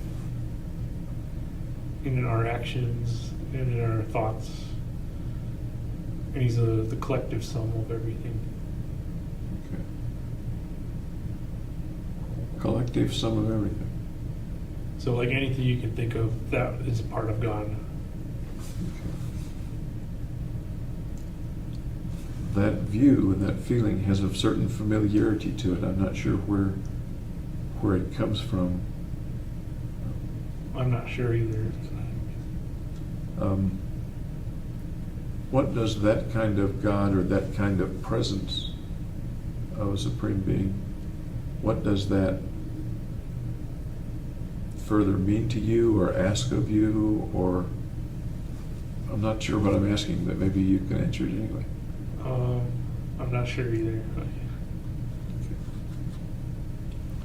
Does does a God of that sort have expectations of man, of you and I and other people, for example? No, I would say not. Okay.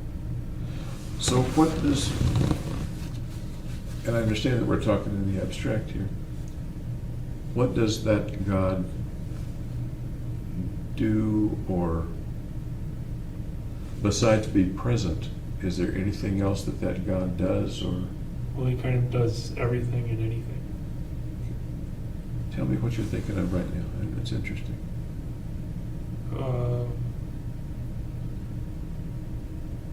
He's just kind of like the universe in its like smallest parts to its largest parts, and kind of like any action.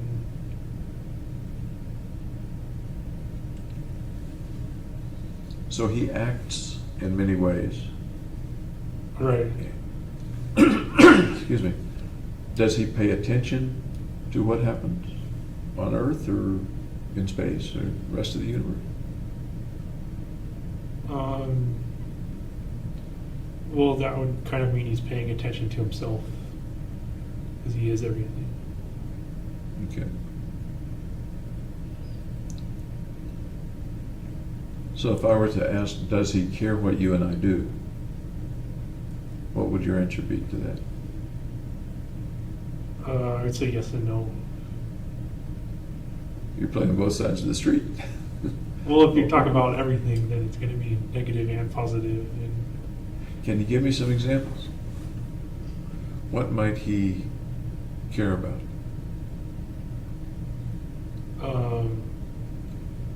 just how the universe is working.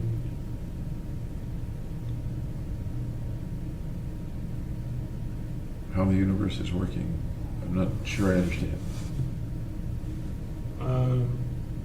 It's hard to say like what he would care about, because it's a single thing, it's a single emotion, and he would be caring and not caring at the same way. Do you suppose he would care about the shootings, for example? I suppose so. In what way might he care about the shooting? Just that it's changing something. Go ahead. It's changing life to death.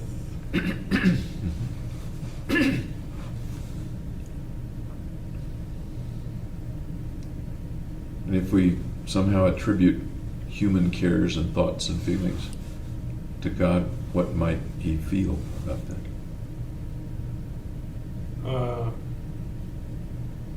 He might care that people were dying. Okay.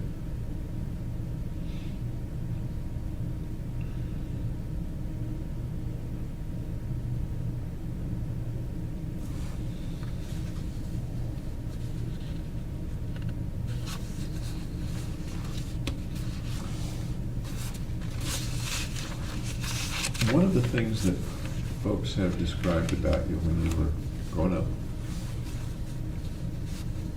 you used the word shy several times, was that you were a little bit isolated, a little bit of a loner. Is that an accurate description of you? Yeah. Can you describe for me where on the scale of lots of loner and not so much loner, where you would be and what that means? I'm not asking that very well, I know. Like an 8 out of 10, I would be on the loner scale. Okay. With 10 being 10 being lonerist. the most. Okay. You described a lot of activities with other people that you did and that you enjoyed, apparently. How does that mesh with the impression now that you're giving that you're a loner? Well, it's just that I prefer to be alone. So it's almost impossible not to do things with other people, just because it's a social society. Okay. Were there ever times when you isolated yourself, took yourself out of the equation or out of the crowd or out of the group? Yeah, lots of time. Can you give me some examples of that? Well, one was when Gargi wanted to go to a bar, and I said I didn't want to go, and she got all angry. 'Cause I'm not much of a bar guy. And what did you do? I stayed home. She stayed home with you? Nope, she went. So you stayed, I'm curious, what'd you do when you stayed home? Watch TV. Okay. Other examples of purposely moving yourself into a more isolated versus less isolated situation? I can't think of any else for the top of my head. When you got the apartment in college, not in grad school, did you have an apartment in college also? Yes. That was an apartment by yourself or with a roommate? It was by myself because I preferred that way. Because? I prefer that way. Would it be fair to just say that that was one of the things you moved from dormitory to on-campus housing, did you On say? campus to then my own apartment. And then to your own apartment. Tell me about the difference in feeling between being in your own apartment and being in a dormitory with a couple of hundred people. There's a lot more freedom in having your own apartment to do what you want to do.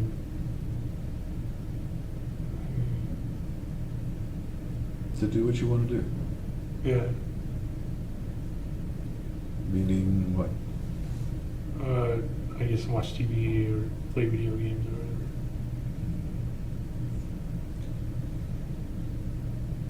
When you, let me take a little side trip here.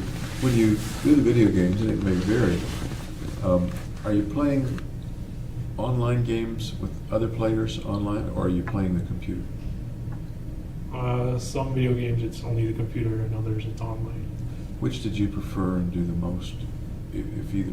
The online ones. Okay. So there were other people at the end of the web, various characters. Yeah, I wasn't quite as anxious when it's kind of over the digital web. You weren't quite as anxious. That was your phrase. Yeah, as when I'm around people, I'm kind of anxious. Tell me about that. Well, I don't know. It's just they expect you to say something, and I usually like to listen more. Okay. When you say anxious, what do you mean anxious? Like fidgety, fearful. Yeah. Fidgety, fearful, what else? Not wanting to be there.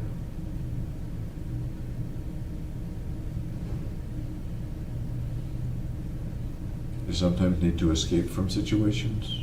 Yeah, kind of risky. You sometimes escape from those situations actually, or do you just need to escape from them? I feel the need to escape. Feel the need. And what happens if you can't escape? What happens to that feeling then? And I kind of freeze. What's that like? I don't know how to explain that. What are you seeing in your mind? Just uncommunicative. Are you seeing a picture of yourself in your mind? Kind of, yeah. Okay. You and I are looking, I'm looking over your shoulder looking at this picture. Point to the picture and describe the picture for me, would you? I'm standing there and not saying anything, and people are talking around me, and I don't know what to say.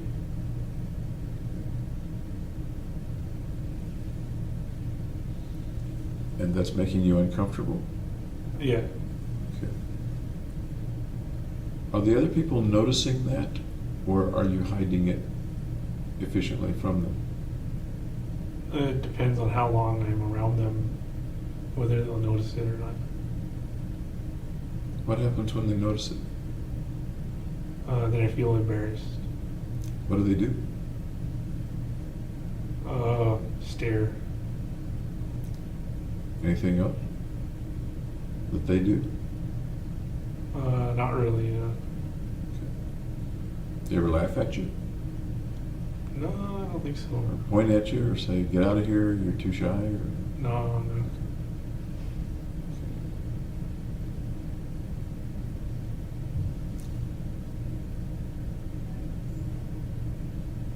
What, an odd question perhaps, what do you think they're thinking when you're kind of frozen like that? Why isn't he talking? What else are they thinking about you? Maybe there's something weird about him. But they don't say that, is that correct? Or do they sometimes say that? They won't say it to me, at least. You pretty sure that sometimes they were thinking that? Yep. And what makes you sure that they were likely to be thinking that?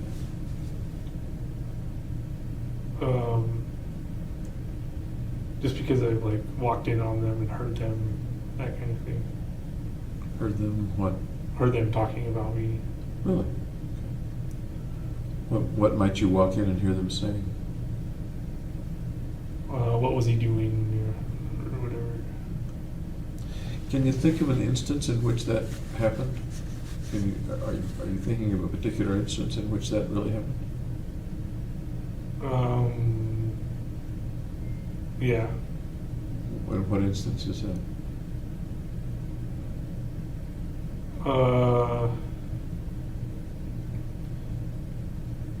It's when it was at the camp Max Strauss, and it was with the other counselors.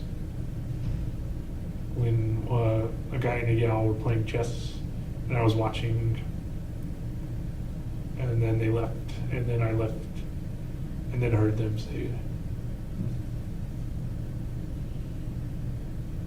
How'd you feel when you heard them say that? I ignored it.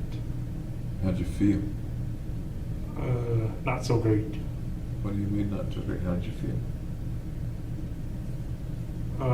Like there was something wrong with me.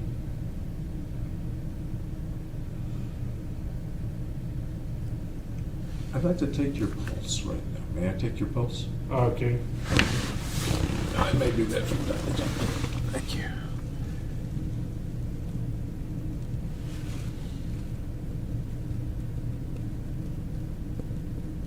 Thank you.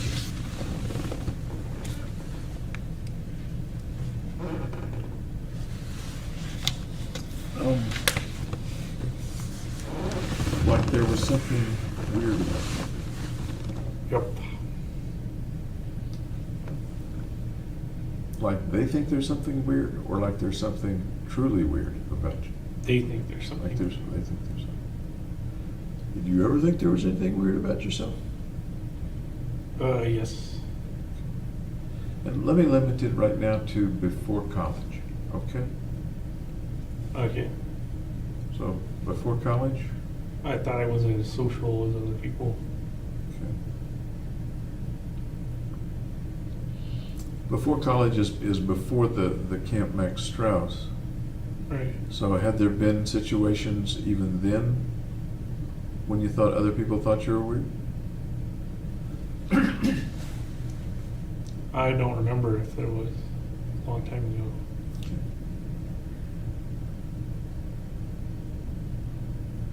I want to talk a little later about whether and when you felt like you were weird. And we'll come back to that.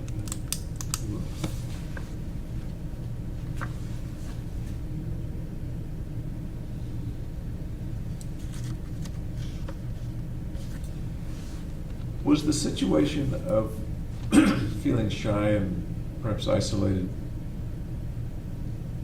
were those generally related to particular situations, or would it be anytime there were other people around? Or? anytime there were other people around I didn't know or wasn't close friends with. Okay. So, family and close friends, I'm kind of exempt. how comfortable were you with family and close friends? Very comfortable. Very? Yeah. Okay. So, correct me if I'm wrong, but you didn't feel weirdly shy or weirdly weird around family and close friends? Right. Okay. You think family and close friends thought you were weird? No. Okay. So why would somebody, just because they didn't know you, think you were weird if with family and close friends, you didn't think you were weird and they didn't think you were weird? Because I'm different around different people. Because you acted different? Is that what you're saying? Yeah. Okay.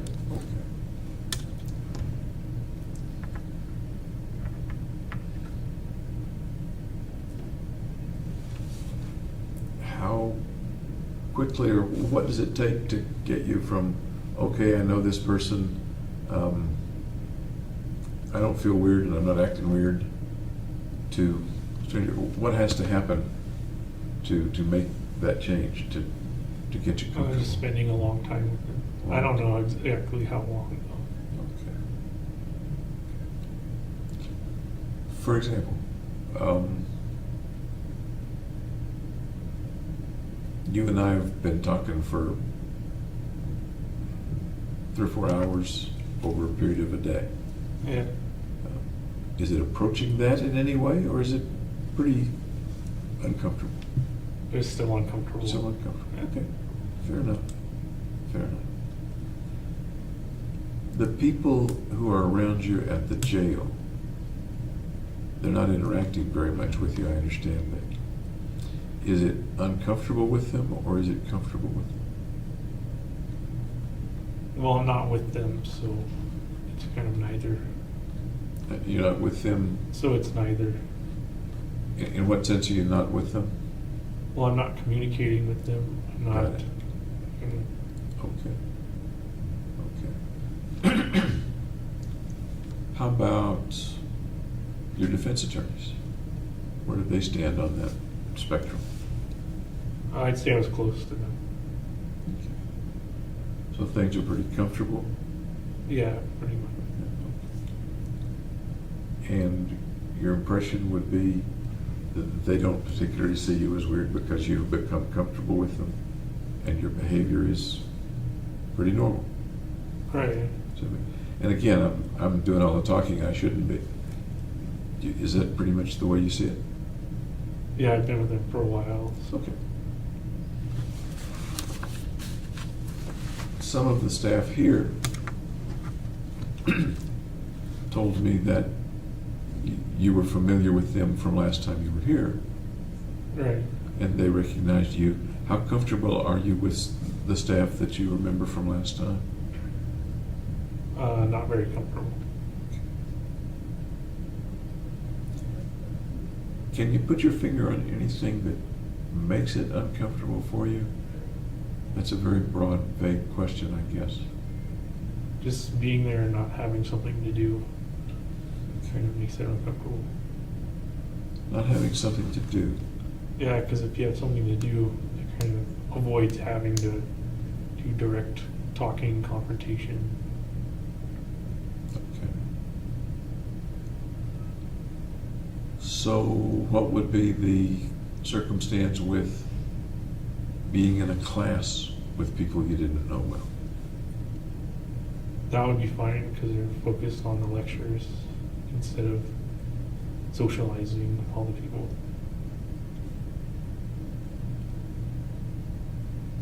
So far as you remember in such classes, would you, being comfortable, then perhaps interact with somebody near you, ask for a pencil or a pen, or No, I pretty much never did that. share a note or something like that? No. Okay. What if they asked you for a piece of paper or to take a look at your notes or something? Then I'd help them out. Would it make you uncomfortable? No, Or not? because it's like something we have to do together instead of talking, there's awkward silences. And so it sounds like you're saying that having a purpose takes the edge off the anxiety. Yeah. Okay. You and I have a bit of a purpose. I'm asking you 100 questions. And Yeah, you're the one doing the talking mostly. Well, I'll try to correct that. Oh. I'll try to correct that. Do you think as we continue to talk for a few days that you'll do more of the talking? It might get better. I don't know. Interesting that you use the word better. I see it as a little different. I'm not sure I see it as good or bad, or better or worse. Oh, So why did you say better? Is it bad to be? yeah, that's kind of my view. Is it's bad to have social anxiety. What's the worst thing you can think of happening in a social situation related to that anxiety or something that makes you uncomfortable? What's the worst that could happen? It could start a fight, I guess. What happens then? Then you have to avoid the fight somehow. What happens then? And it stops. Eventually it stops. How does it stop? After the confrontation is over. How does the confrontation come to an end? Poorly. What does that mean? How does the confrontation come to an end? That I didn't give the right answer. I don't understand. How, you say you were concerned that there'd be a confrontation or a fight, Yeah. and then you said the next step is that it's over. And I'm asking you to fill in the blank. How does it get from a fight to being over? It just ends afterwards.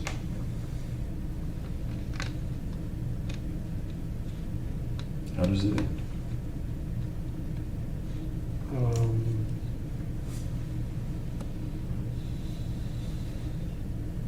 I guess just nobody says anything. Nobody says it. Yeah. What's the worst? I'm going to stick with the worst case scenario business. What's the worst way it could end? With someone getting offended. Okay. Like how?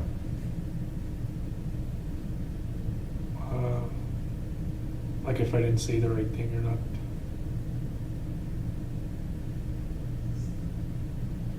So you're talking about the other person getting offended, not you. Yeah. So the worst thing that could happen is not that you would feel offended, but that the other person would feel offended. Right. What happens then? And we go our separate ways. Is that so bad? It is if the person's offended. How is that a bad thing? That the other person is offended?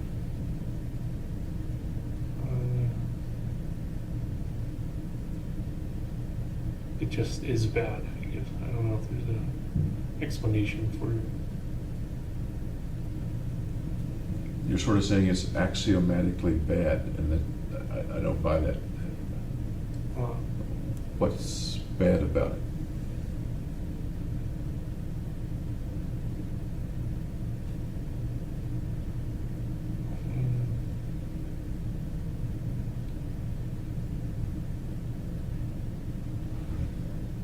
Just because I didn't say the right thing or not. You already said that. We're in a little circle Yeah, here. it's axiomatic. Okay. Let's come back to the worst thing that could happen. Parting ways with the other person feeling bad is the worst thing that could happen? I suppose there's worse. What might be worse? If somebody gets killed or not. Okay. Yeah. Can you picture a circumstance where that might happen between you and somebody else that you're talking to? I can't see myself doing it. Okay. How about you getting killed? I also can't see that happening. Okay. What I'm kind of trying to come to is within the anxiety, which you use the word fear as well, what the fear might be.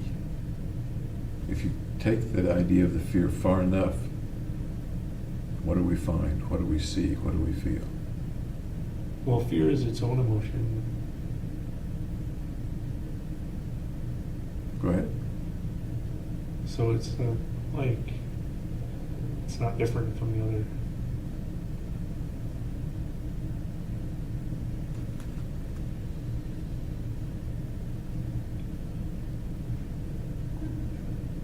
What happens when people get frightened?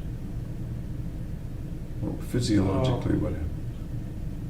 There's a sympathetic response, like fight or flight. So people either confront it or they run away from it.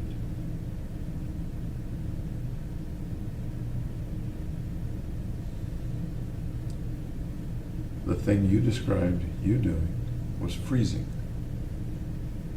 Yeah, so I guess that's not in those two categories. Big pardon? I guess that's not in those two categories. That's what I was thinking. That's what I was thinking too.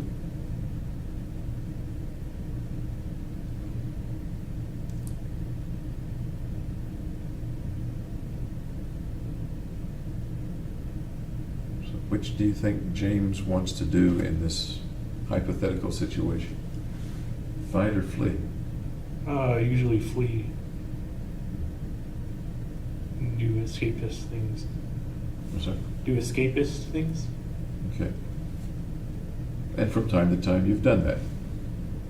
Withdrawn, gone back to your apartment, watched TV instead of going to the bar. Things like that. Yeah. Has it ever come to pass that you've done the fight part? Not like physical fight, but like, I guess verbal defense or something. Ever been in a physical fight? Oh, when I was a kid, like little, like scruffs and stuff. Very often? No, it just once in a while. Okay. Let me take a side trip, and I'm sorry, I look over that way. Occasionally somebody's waving at somebody. I think they're waving at me, and they're not. Okay. If they really want us, they'll pound on the window, I guess. Let me take a side trip into the fight business. Roughly how many fights have you been in which you either landed a blow or someone landed a blow on you? It's more wrestling, I would say. So Okay. there's no blows landed. Okay, well, the contact is really what I'm... Maybe Roughly. like 2 or 3 only. 2 or 3. Okay. What was the worst one? What happened? I don't remember. It was when I was a kid. So the oldest one, the one in which you were the oldest, would be about how old? Maybe 10. Maybe 10. And you really don't remember the circumstance? No. Okay. Did you ever get beaten up real bad? Nope. Okay. Did you ever run away from a fight? Frightened and run away?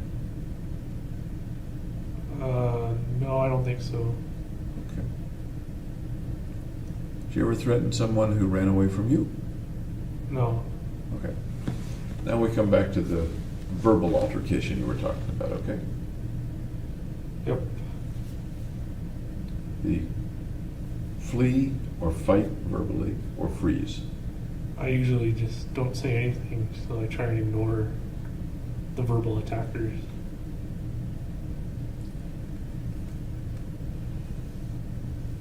I kind of want to say, how does that work for you? Because it's tough to do that. It's very hard to do that. It works well. Let me see. There's a lot of verbal attackers in jail. That's a good point. So I just ignore them, and then eventually they stop. Let's come up to the jail then. Can you give an example of the verbal attackers in the jail? Yeah, I'll just say stuff. I'm sorry? Yeah. Give me an example.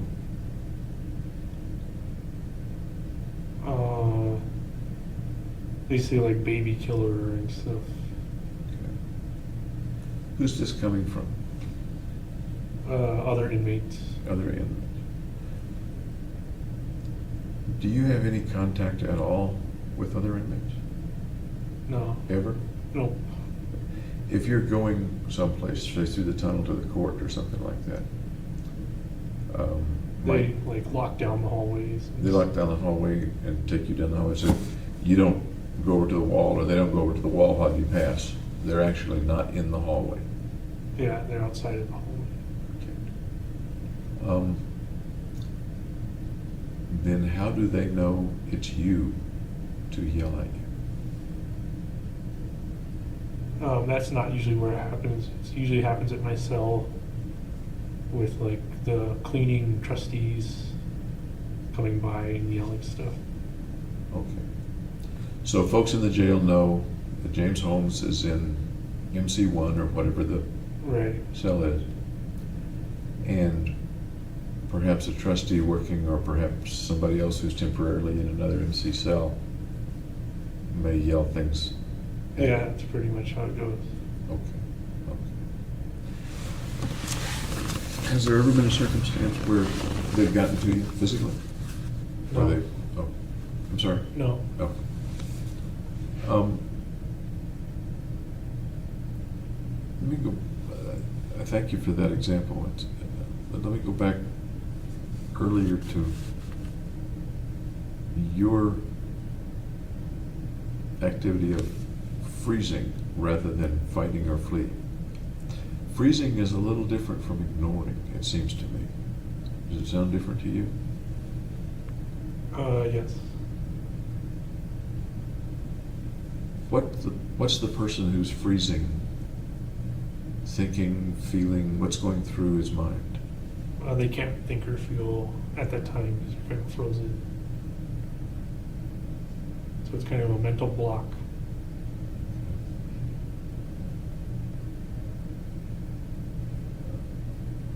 A mental block of the whole mind, or just for that part of the mind that's involved in the Coming up with a response or something.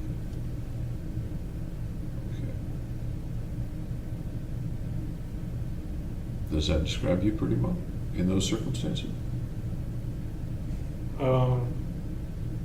Yeah, I guess so. Okay.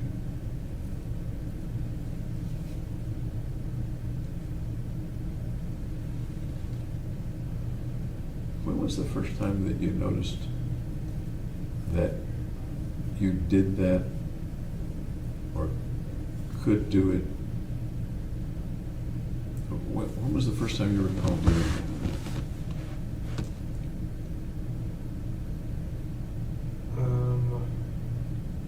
I don't remember the first time. Can you think of an example that maybe wasn't the first time but sticks out in your mind? No, I don't know any examples.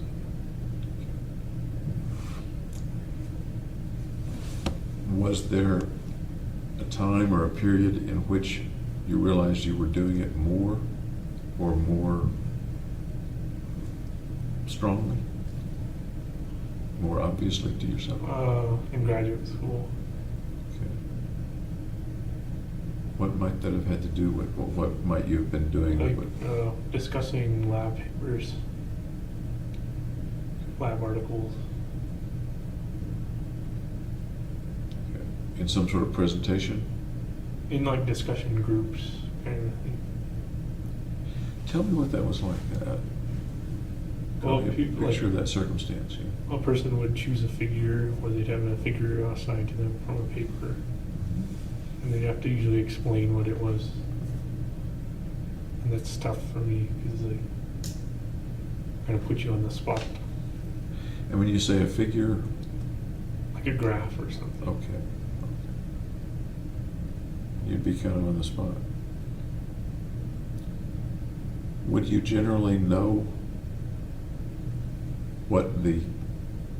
know about the topic, but be on the spot with regard to talking about it?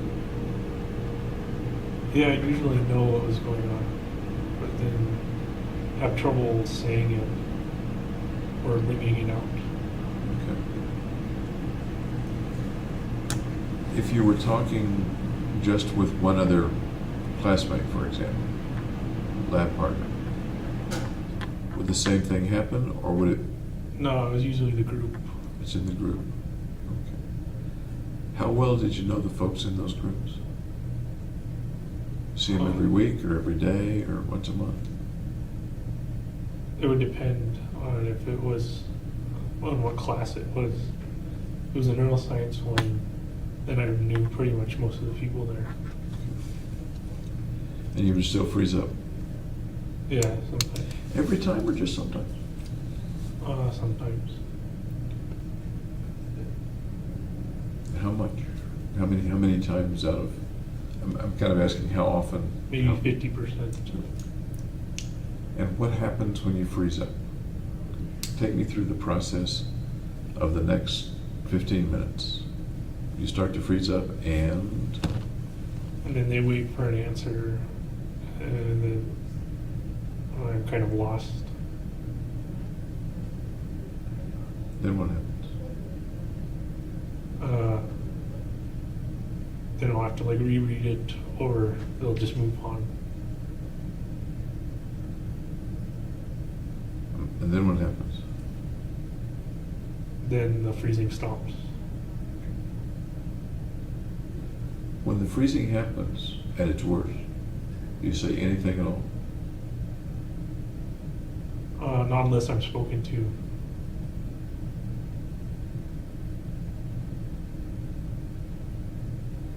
So if someone speaks to you, you would respond?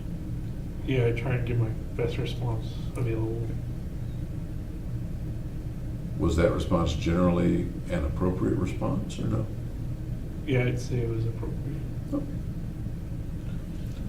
I read a little bit about you giving presentations. Yep. And maybe these are the discussion groups you're talking about, but it appears that you or someone similar is standing up with a PowerPoint presentation. Right. Is that what you're talking about, or is that different from what you're talking about? That's different. That's like lab rotation speeches.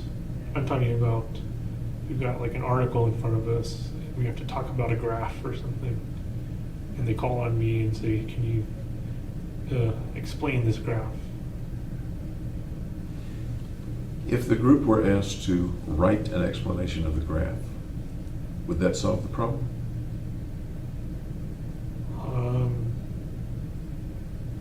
If I wasn't put on the spot, If everybody in the group were asked to, then I would know what to do. I'm sorry? Then I would know what to do. Okay.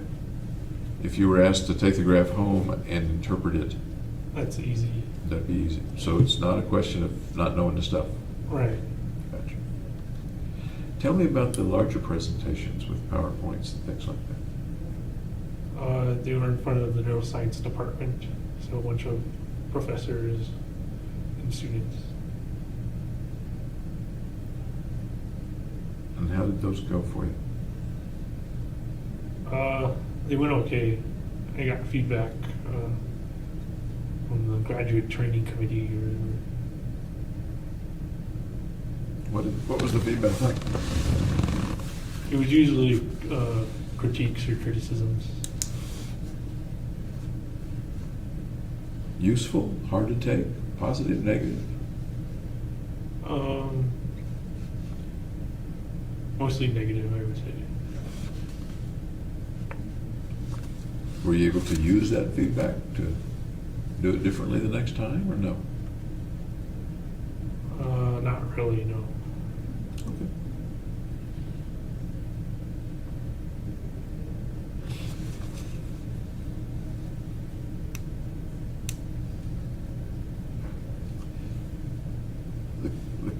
The isolation And shyness is a little different from isolation, I guess. There was another example in the record that I've looked at about when you moved back to San Diego from Salinas. Salinas or Salinas? Salinas. Salinas. And, there was a Steinbeck book written about Salinas, wasn't there? Yeah, he used to live there. Okay, that's what. Of Mice and Men. He used to be eating grapes of wrath. Did you read much Steinbeck or know much about that history? Obviously, you knew that. We read him in school. Okay, interesting. Did you like reading Steinbeck? Yeah, he was fine. Okay. What was your favorite Steinbeck book? Mice and Men. Why do you suppose you were drawn to that particular one? Besides the fact because that the characters were interesting. Okay. Being short didn't have anything to do with it? Being short? It was a short book. Oh, that probably did for the book report too. Okay. Anybody in particular in that book that you might have identified with, or? I think Lenny. Okay. Really? Yep. That's an interesting one to identify with. And you were pre-middle school at that time. You were 12 or under, right? Yes.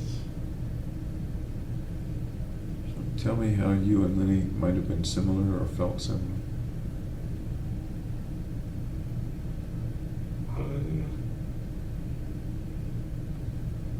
I don't know how to answer that.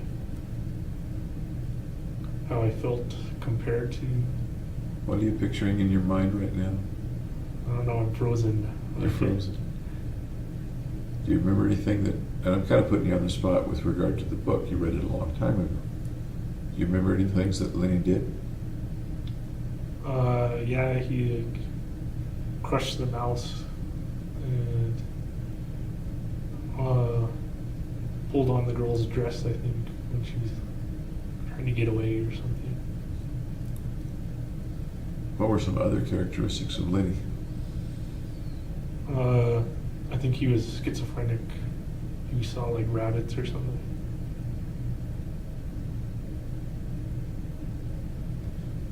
And what was it about Lenny that you think applied in some way or other to you, even at age 12 or however old you were? I just thought he was the most interesting character in the book. Okay, interesting character. He was also a character that almost everyone misunderstood. Oh, I don't remember that. Okay.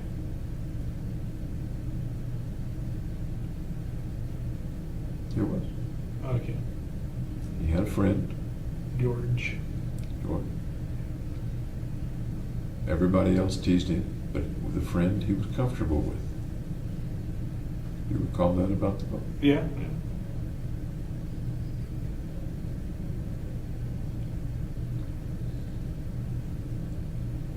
What do you think that relationship, what do you remember about that relationship between George and Lenny? How did George feel about Lenny? George liked him because he could do a lot of hard work, like manual labor. And I guess they were just friends. Think George cared about him? Yeah. That's what made it hard for him to kill him in the end.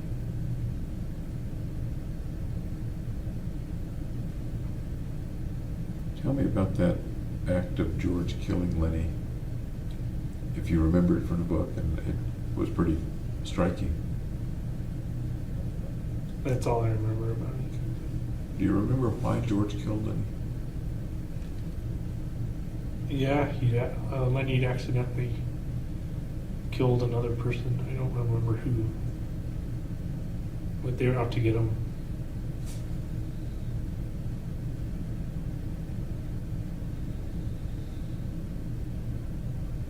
And why George? Why was George the one that killed him? Because he was the closest one to him. What do you make of that? What do you suppose Steinbeck was What was he going for? telling us about George, yeah? About that relationship? I don't know. I bet you wrote a book report on it. And That was a long time ago, though. Okay.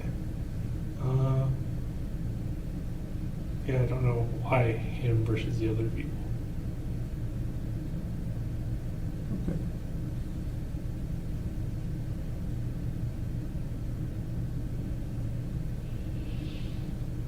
Did you want to move back to San Diego when the family moved back? Or do you remember? I wanted to stay in Salinas. You wanted to stay in Salinas? Yeah. What do you remember about not particularly wanting to live in the city? Just that all my friends were in Salinas, so I wouldn't have to kind of restart. It's tough for kids to restart. Yep. How did you restart when you got back to San Diego? I just met new friends. How did you do that? I don't remember how it happened. Any guesses, speculation about how the young James would have met and made new friends? Maybe just proximity, being around them. But you didn't have to play with them. Right. How'd you end up playing with them? See, I don't know. How might you have ended up playing? Speculation, I guess. Just talking to them.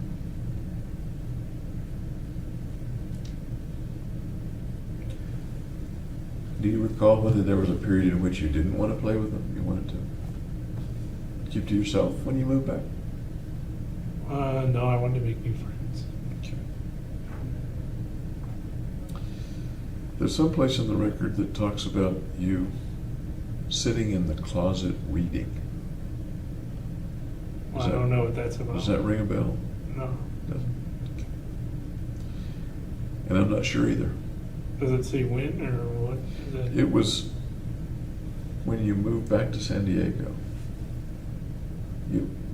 When did the family move to San Diego in the first place?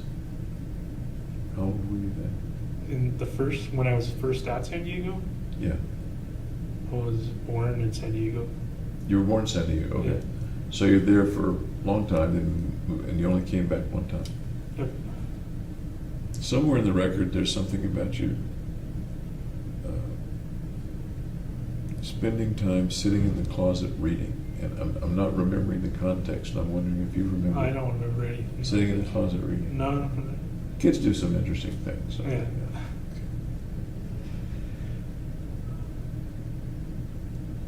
What kinds of things did you like to read back then when you were 12, 13 years old? Oh, my favorite was Goosebumps.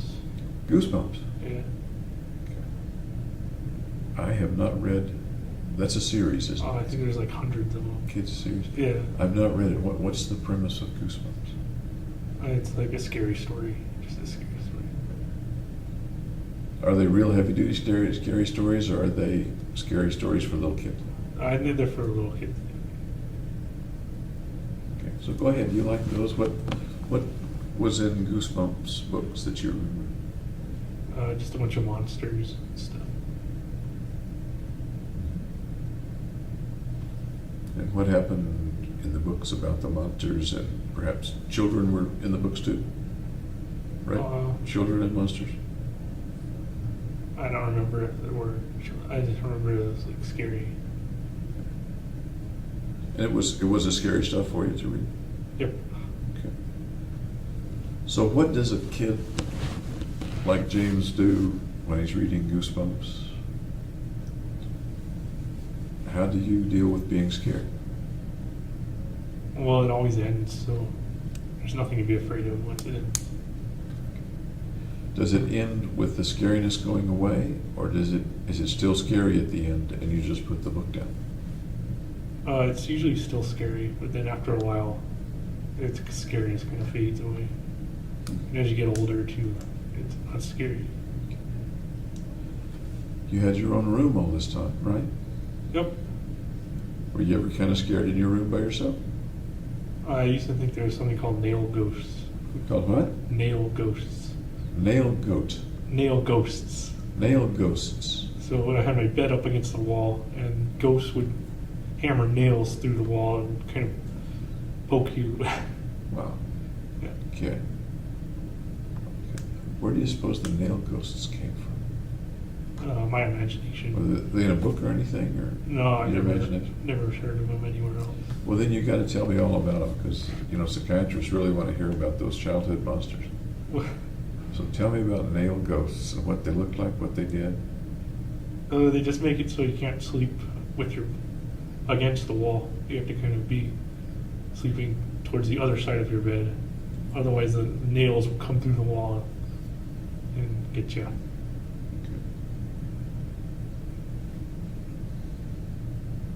How did you deal with that? You slept, for one thing, you slept away from the wall, I see, Yeah. right? Okay. How else did you deal with that? Well, I eventually got over it. Okay. Did you ever decide, hey, I can't sleep here, and go try to sleep with mom or dad, or sleep on the couch? Or... Maybe if it was like a nightmare or something, then I would do that. Okay. Did you tell mom or dad about the nail ghosts? I don't know. I don't remember. And one of the things I was wondering was, what was their reaction to your fear of the nail ghosts? Do you remember? No, I don't remember. I don't know if I told them. Did mom or dad know that you were afraid of anything? Heights, or jumping off the high diving board, or nail ghosts, or anything else? Yeah, I was afraid of the dark, so they got me one of those little lantern light things. Okay. And how did they treat, speaking of each one actually, how did mom treat you? How did dad treat you about knowing that their son was afraid of the dark?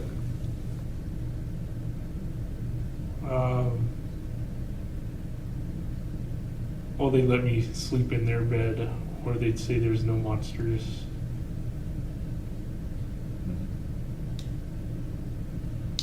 Yep. Did that help? Yeah. Sure. Okay.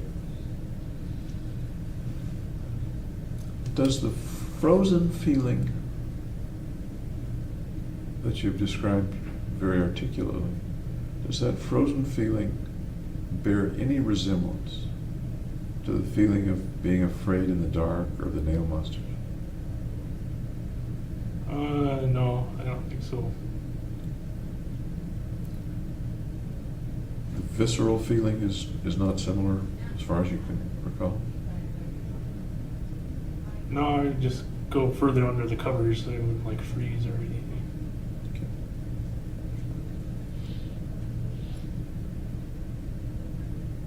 Here's an odd question. In the freezing as a grown-up, would you ever have fantasies or thoughts or pictures in your mind of some of the monsters from childhood, or any kind of monster? If you're freezing, say, in a social situation. I would have like violent images. Violent images. Yeah. Tell me about them. Things like saws going against the other people. Like what?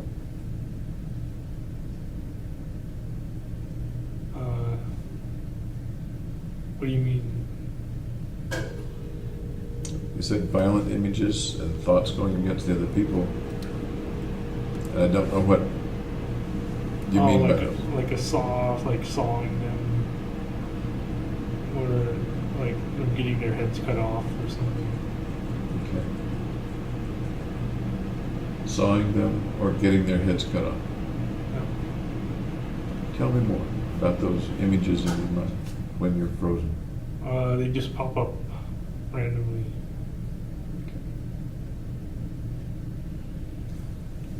they pop up randomly, say, when you're older in the grad school? Or is it much younger? Since like high school on. Let's take that fantasy to some end, some maybe ridiculous end. A saw pops up. What happens then in the fantasy? It just like chops off a limb. What kind of saw? Who's holding the saw? What happens next? It's just kind of like a floating saw. And then once it happens, then it's like, then there's no more, it's done. It's done. Is the saw dangerous to you or dangerous to the other person? The other person. So the saw is your friend, your ally. Does that make sense? I wouldn't put it like that, no. You wouldn't put it like that. Okay, thank you for correcting that. Because my thoughts don't have to be your thoughts. Okay. The saw just kind of appears and something happens to the other person. Yeah. And then it ends. And what happens next? Then I'm either still frozen or have come up with a response or something.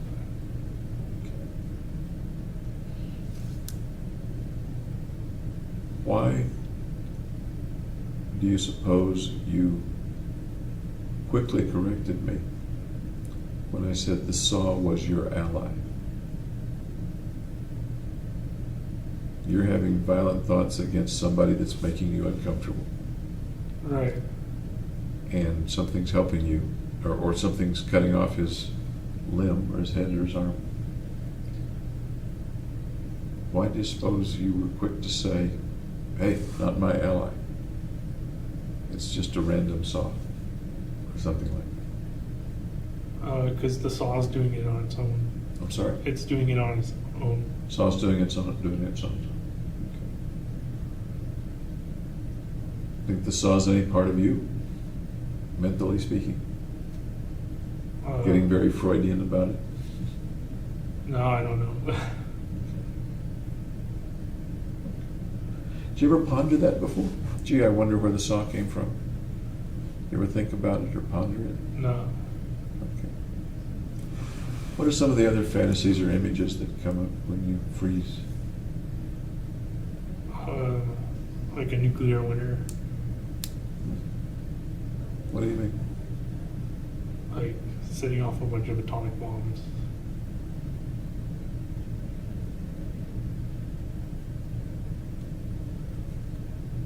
This seems to come up in a matter of seconds when you're kind of at an impasse on the spot, neither fleeing nor wanting to fight.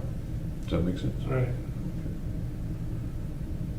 What do you make of that? What do you make of that nuclear winter picture coming into your mind? It's unrealistic.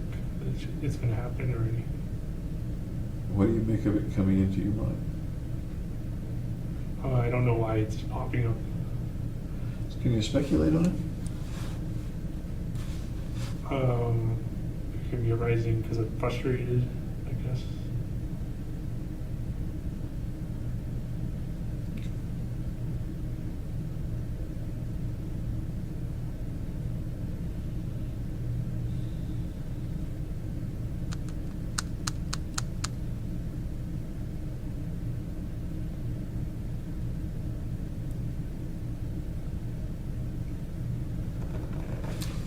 You mentioned the internship with the Salk Institute. I remember in the record somewhere you applied for a job as a lab tech. Am I right about that, or am I misunderstanding that? It's separate from the internship. That was a separate thing. What was that circumstance? What was what circumstance? Yeah, The lab tech? The lab tech, yeah. I don't remember. I think I applied for a bunch of lab tech positions. When you were between college and grad school? Was that in that year when you were living at home? Yeah. Okay. Oh, I know there was something else that I was curious about.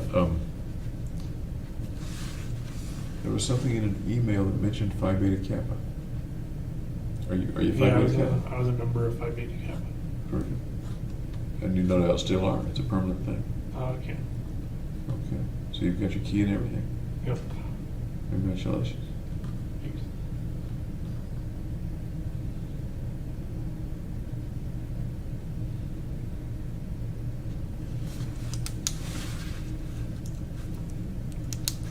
We talked a little about religion.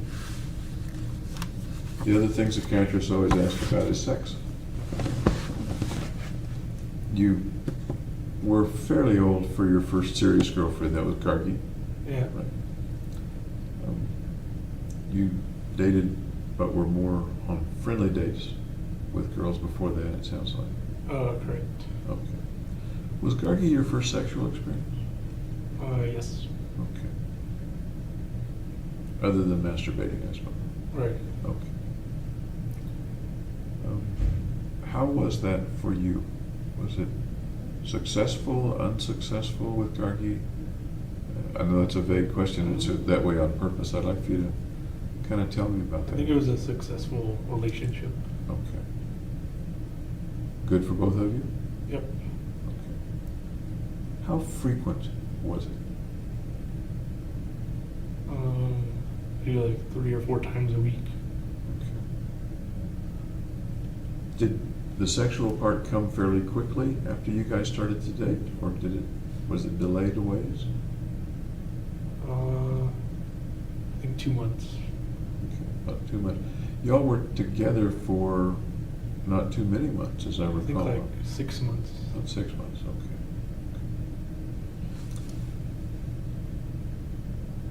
I take it she never became pregnant? No. That's fair to say? Yeah. Okay. Anyone else in your life that you've ever had intercourse with? Nope.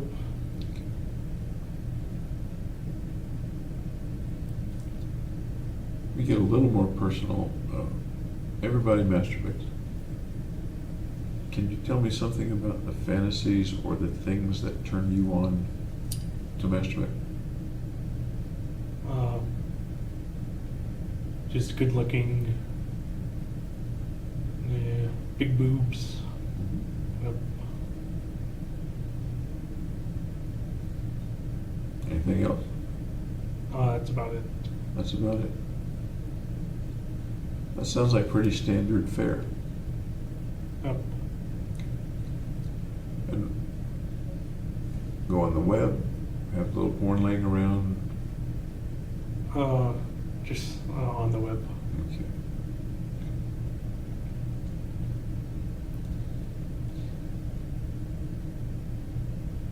There are other places to see boobs and stuff. For example, peeking in windows and things like that. Do you ever do any window peeking? Or? No, never. Okay.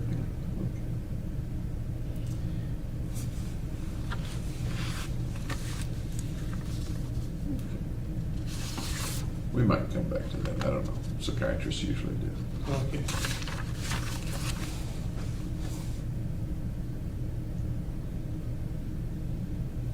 At times, according to the record, different people have viewed you in lots of different ways. First time I've ever talked with you, so I'm asking a lot about how you view yourself. But may I read you 10 or 15 things that I've seen in the record as ways that people see you, and kind of see what your Sure. reaction to those is? Okay.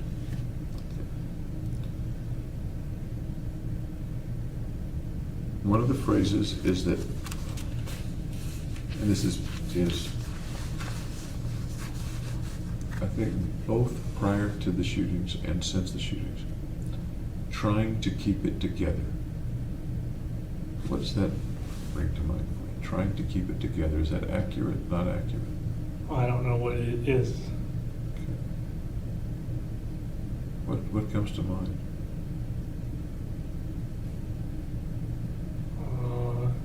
Just trying to keep my life in order, I guess. Okay.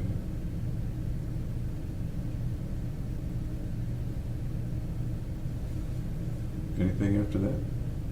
No.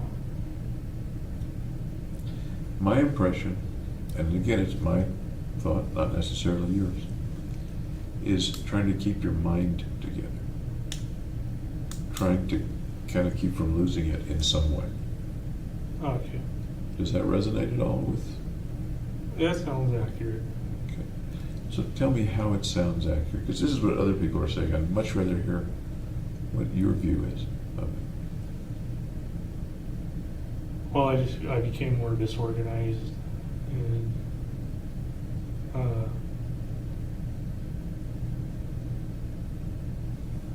I guess my mind was kind of falling apart. Tell me more. I don't know what else there is to say. Sounds like there's a lot more to say. You're becoming more disorganized, and you felt like your mind was falling apart. Those were your words just now. Right. Can you tell me about when that was? It may have been lots of different times, but about when?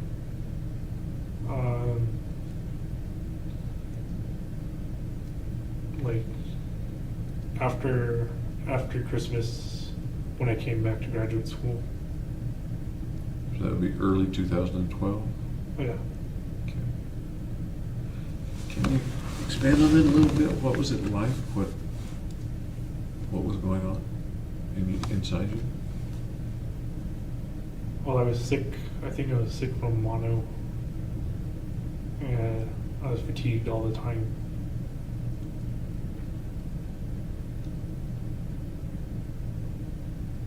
I do remember you had mono then, and they diagnosed you in California, right?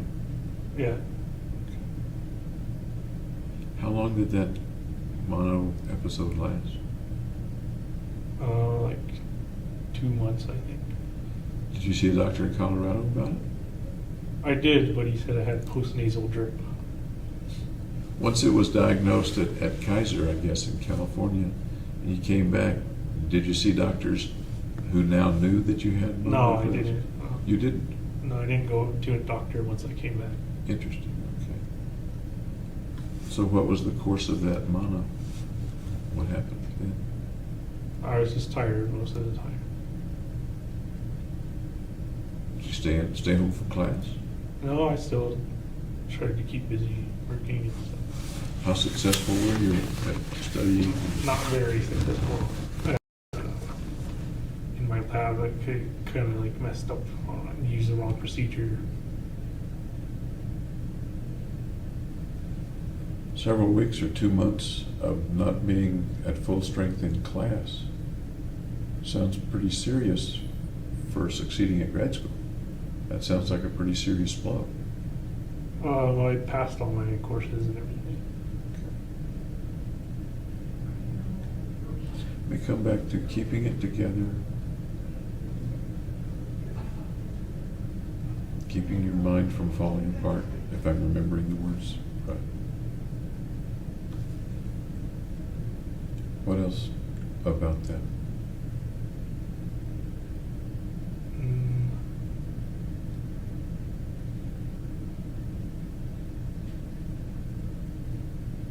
I guess I was also really depressed. Tell me about the depressed.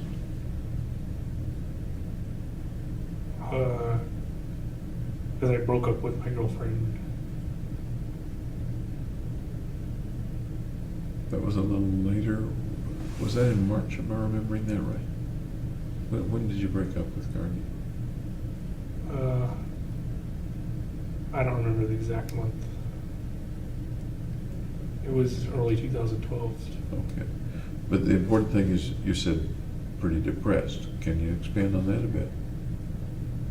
Yeah, I didn't have like my normal drive to finish things and succeed. What's it like to be that depressed? Didn't have your normal drive. What else?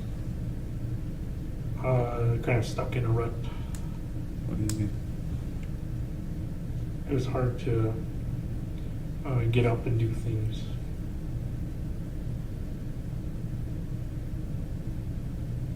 Anything else? Nope. Think it was more mono or more depression or both? Neither? I think the depression was separate from the mono. Okay. Do you remember, and I know that you've gone online to look for symptoms of mental disorders. Yeah. What symptoms did you find of depression at that time? Or at that time, were you not going online looking? I don't remember if I looked at it at that time. How were you sleeping, for example? A lot of sleeping. A lot of sleep. I would like go back and sleep in the middle of the day for like a lunch break. How about appetite? Were you eating okay? Yeah, I'd say the same. Losing weight? No, I'd say the same.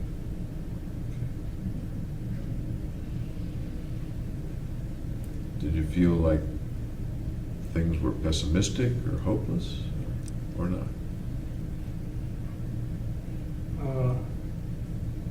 I generally have a pessimistic view. That's your general view, or that was while you were depressed? That's all the time. All the time.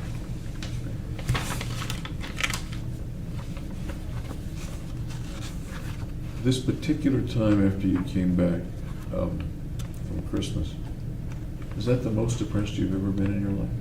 Yeah. Then I really do want to hear more about it. You still went to class? As far as you remember, did you go to all the classes? Yeah.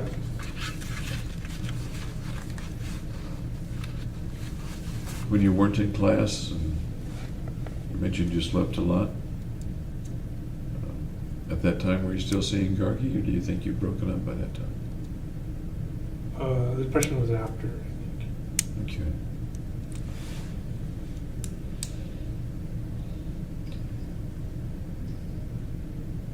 At the deepest of the depressions, did you think about hurting yourself or killing yourself? No. Any other time in the depressions did you think about hurting yourself or killing yourself? No. How about hurting or killing other people? Yeah, I'd kind of transferred it into kind of homicidal thoughts. Why do you say transfer? Because like depression is normally suicidal, so I kind of transferred my suicidal thoughts into homicidal. Is that word transferred, is that something that came out of you or out of some reading or from somebody else? That's just my own view. Your own view, okay. Tell me about what you were thinking about hurting other people or killing other people. Oh, that's the same things as when I would freeze, kind of homicidal thoughts. Okay. Correct me if I'm wrong, but when you would freeze, there were particular people around who were the object of the saw or the Right. thoughts, is that right? When It you was just more abstract, like the other. Okay. How was your concentration when you were so depressed? I don't know if my concentration would change. Really? You were able to pass. Were you passing as well as you did before and after? Yeah, I was taking less classes. Fewer classes.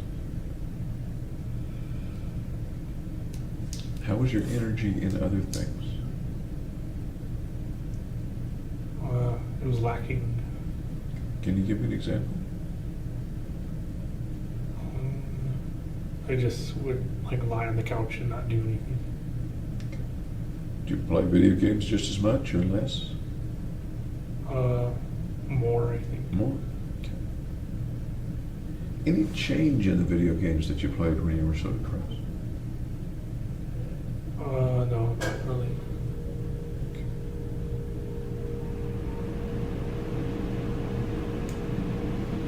You mentioned that you didn't have thoughts of suicide. Did you have thoughts of dying or thoughts that you might die? Not me, someone else.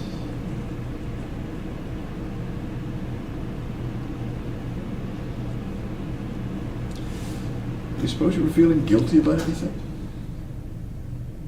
No. Not feeling particularly guilty? Okay.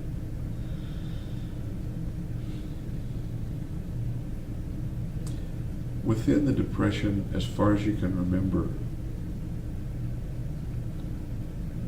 do you think you stayed in contact with reality pretty well? Or do you think that there were times when you weren't in contact with reality? Well, I think of the nuclear winter, and that wasn't realistic. That was part of the freezing part. Was that also part of the depression part? Yeah. Okay. And the nuclear winter, I guess I can think of lots of ways that might come to someone's mind. As a thought, as a very, very frequent and intrusive thought, and maybe in other ways all the way up to truly believing we are currently in a nuclear winter.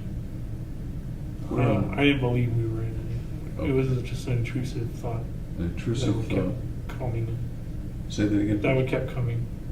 Okay, a thought that kept kind of intruding about. And what was the picture or the thought of nuclear winter? Can you paint that picture for me? Just a big atomic bomb cloud.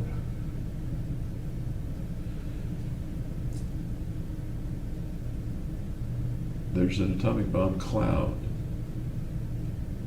And my picture of nuclear winter is different from the atomic bomb exploding. But maybe that's not the same picture you have.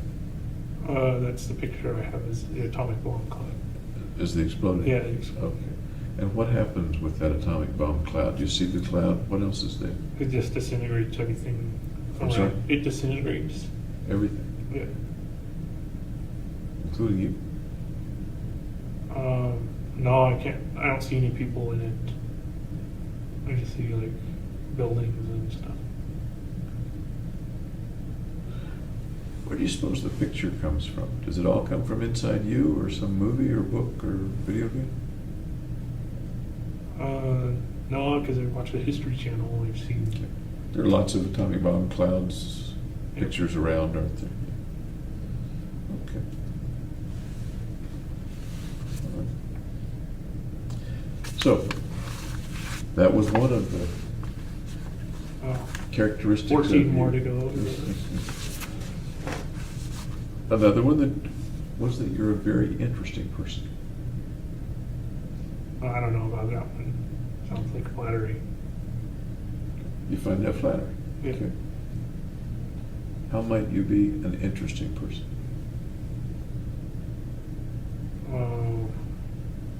I might be mysterious because I don't share that much of what I do. By being mysterious. Yeah. The mysterious, interesting guy. Yep. Okay. Any other reasons that people might find you interesting?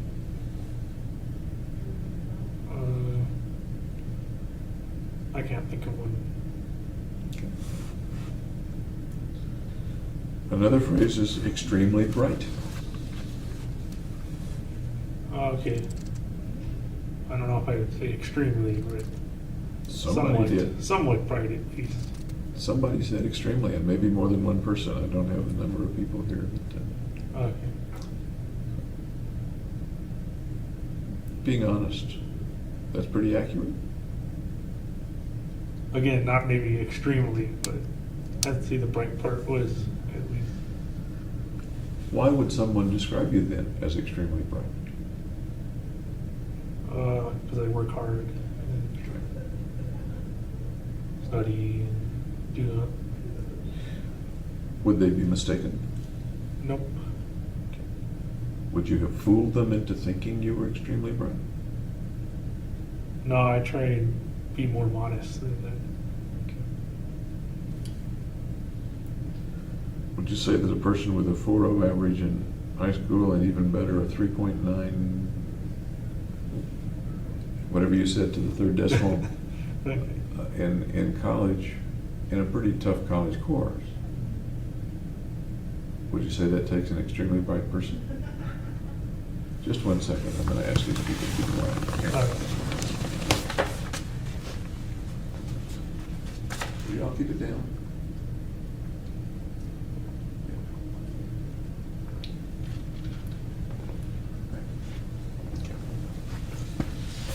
Now they get me waving at them, huh? I'm confident they can't hear our conversation with their cackling, but it's something else.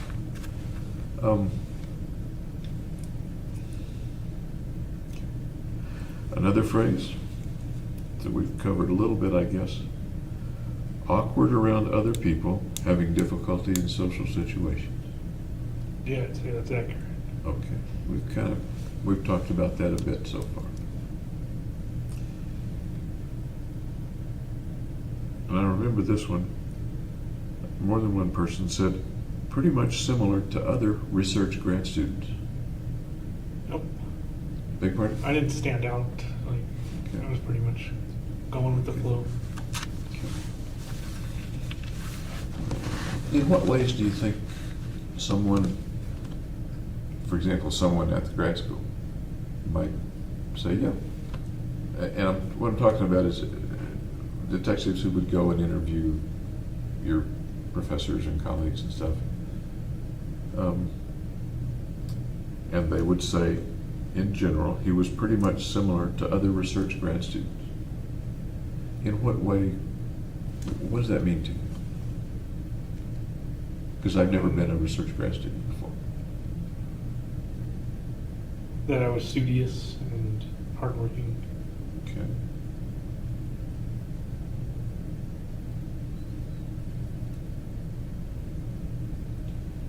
Very angry. No, I'd say that's inaccurate. You'd say that's inaccurate. Yeah. Why might they make that mistake? What might give them that impression?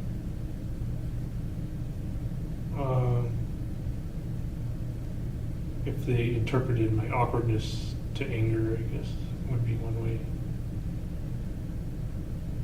That seems a little odd to me. How would they interpret awkwardness as anger? What would lead to that?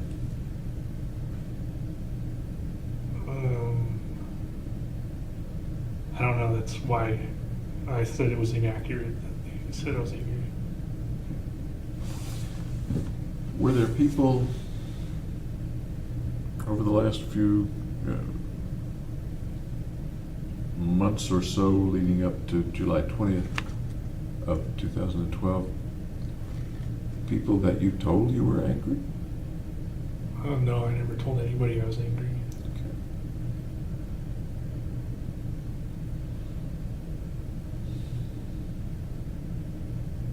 I'm thinking of folks that you told, or who at least got the impression that in some ways you had a hatred of mankind, or were angry at mankind. I wrote hatred of mankind in the notebook. Okay.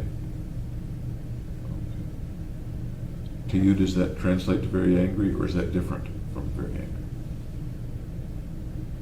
To me, the hatred's kind of like hating broccoli or something, not a fiery, angry, passionate hate. Okay. It's kind of an aversive hate. Okay. Like hating broccoli versus a fiery, passionate hate. Tell me about the hating broccoli kind of hate of mankind. Well, I just don't want to eat broccoli, so I kind of avoid it, be averse to it, instead of being like angry at broccoli and like chopping it up or something. Reminds me of the Saturday Night Live skit about chopping broccoli, but you never. Oh, I never thought. Do you remember that? Okay. No. But how does that translate to a feeling about mankind? The hatred? Mm-hmm. I think it's just because I'm different. I felt hatred towards mankind. I'm not quite following you.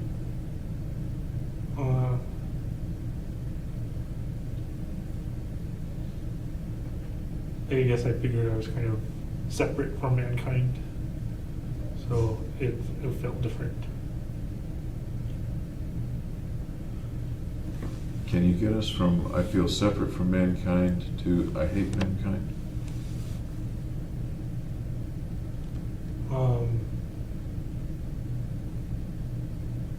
Well, again, it's more of being averse to mankind, kind of wanting to be alone, solitary. I'm thinking, and again, just my thought. I hate being with mankind. I hate being around them. Is that close or is that not close to what you're That's talking pretty close, yeah. about? Because they make me feel uncomfortable. You know?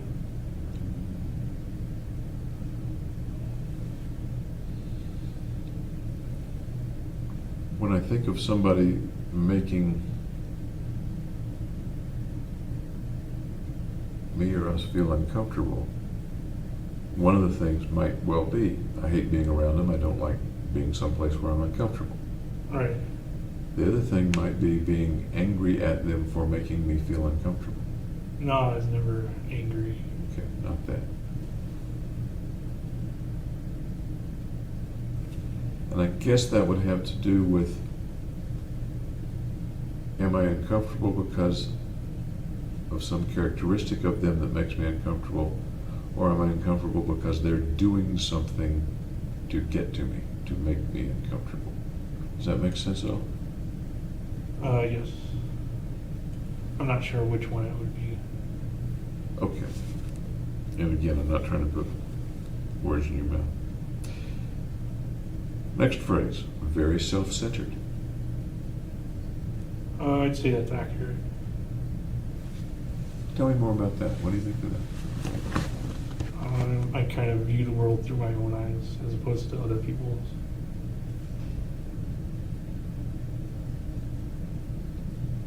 Tell me more about how James Holmes was very self-centered, or is very self-centered for that matter.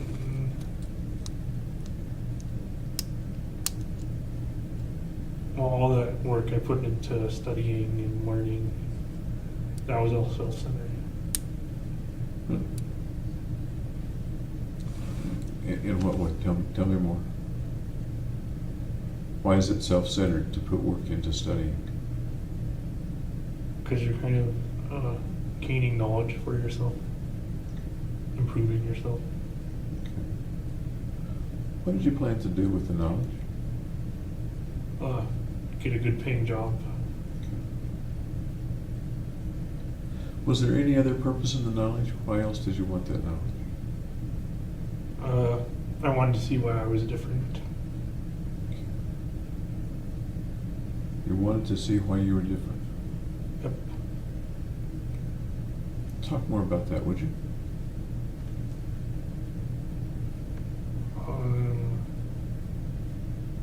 Well, I was interested in the differences between like normal people and people who are different. You had a little pause before you said people are different. Wanted to see differences between normal people and people who are Outside the norm, I guess. Can you be more specific as you apply it to yourself in college, high school?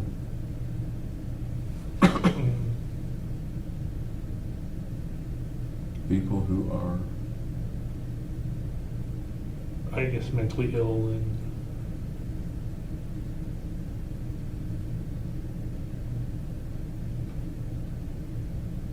did you view yourself as mentally ill or think you might be mentally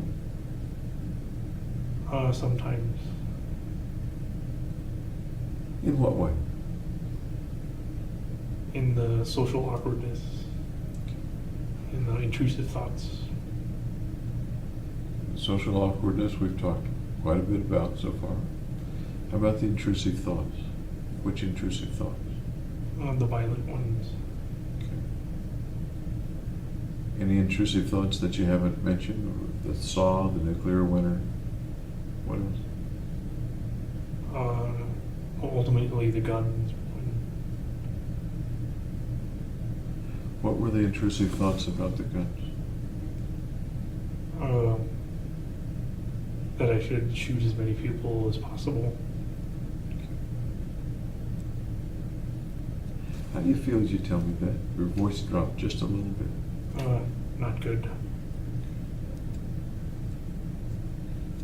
Make you nervous to talk about it, or what's the Yeah. what's the feeling? Makes me nervous. Okay.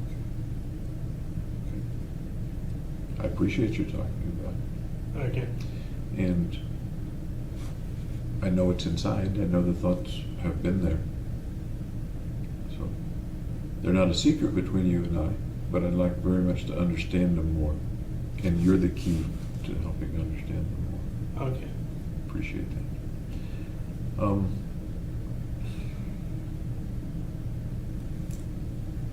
How early in your life were you thinking that you were mentally ill?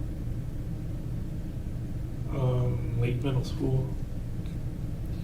And I'm seeing a difference between I'm uncomfortable, I'm not fitting in, or I'm shy. I'm seeing a difference between a kid thinking those things and a kid thinking I'm mentally ill. Is it still I there? kind of wanted to find the reasons why those things were happening. And the phrase mentally ill came up late middle school, is it? No, I thought the phrase that I would use is like broken brain. Broken brain, okay. Where'd that phrase come from? It just appeared. From inside you as far as you recall? Yeah. Wasn't something you heard on the radio, heard on TV or something No. like that? Okay. Because it's not an uncommon phrase. It's got alliteration in it and everything. It does, it has alliteration, and it's not an uncommon phrase in conversations about mental illness, certain Oh, kinds okay. of mental illness. Okay. Late middle school. What's it like for a kid, 14 years old, to wonder if his brain is broken, or to think that his brain might be broken? Well, I'd want to know as much as possible, so I do a bunch of searches on on the brain and how the brain works. At the time, if you remember, were you pretty sure it could be fixed or couldn't be fixed, or you didn't know? I didn't know if it could be fixed or not. And what did broken brain mean? What's the picture in that 14-year-old's mind of broken brain? That normal people's brains work their way and my brain works my way. Do you remember any actual picture in your mind of a brain that was broken or something like that? No, there wasn't like a image of it or anything. So what did you do back when you were that young? What did you do about that? I like sought career options which would kind of be related to that. So it's like one of the reasons I went into neuroscience. One of the reasons. Yeah. What were some of the other reasons? Well, there's nothing more important than the brain in like daily life, I guess. Okay.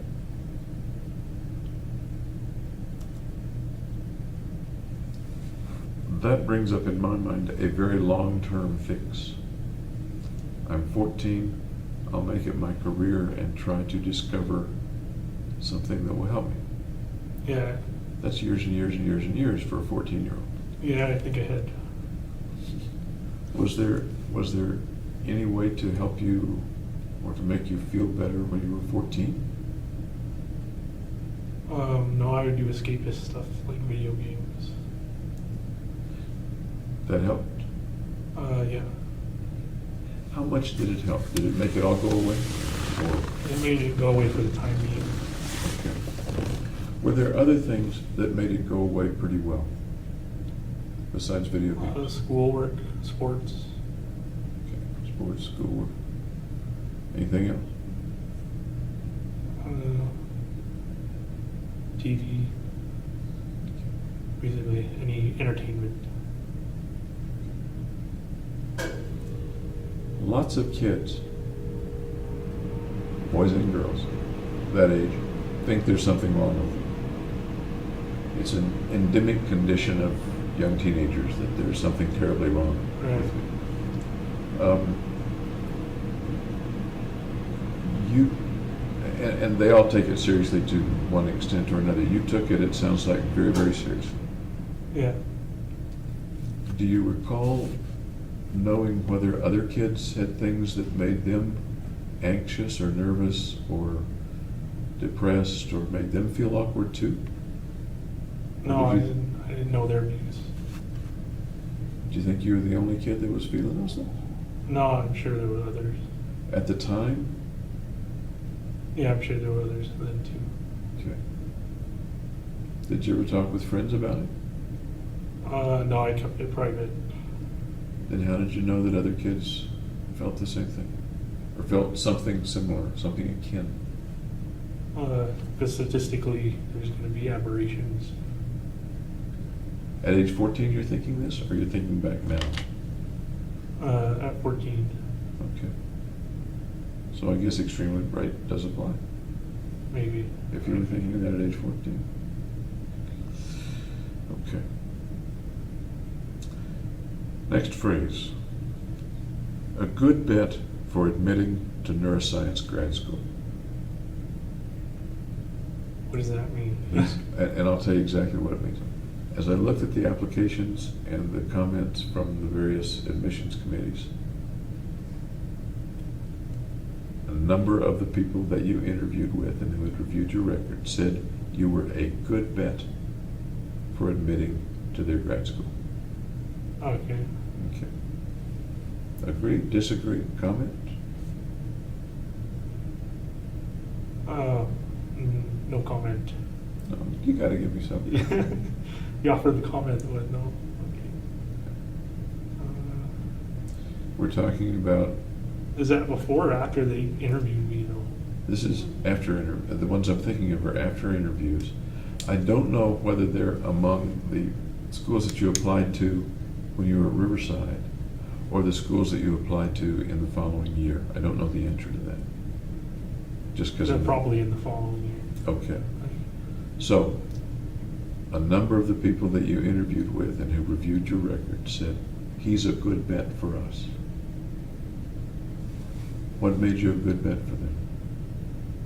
Just my academic record, my GRE scores. Okay.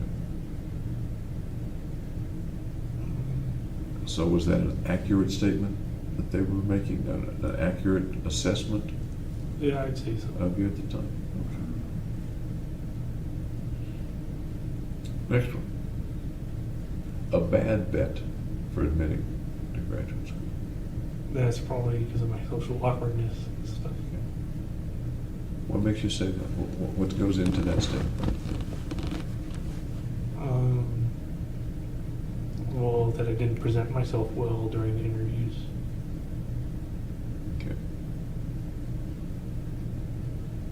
So you're implying it didn't have to do with your academic record? Right, that was pretty good. I had a good academic record. What in the interviews, and I don't mean to be redundant here, but how did those interviews go that might have made someone say, nope, he's not for us? Just if I never said anything. And I was kind of too brief with my answers. Do you remember freezing in those situations? Do you think you froze? Yeah, I think so. Any particular kind of person or topic or question that might have been more likely to make you freeze than others? Just when it was open-ended, when it wasn't a specific topic Okay. to choose from.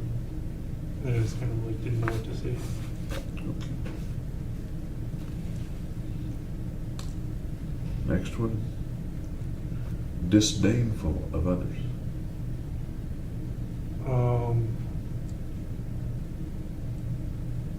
I would say like in my mind, but not outwardly. Okay. So in your mind, tell me about disdain for others. That kind of goes back to the hatred of mankind thing. Okay. A little more, please.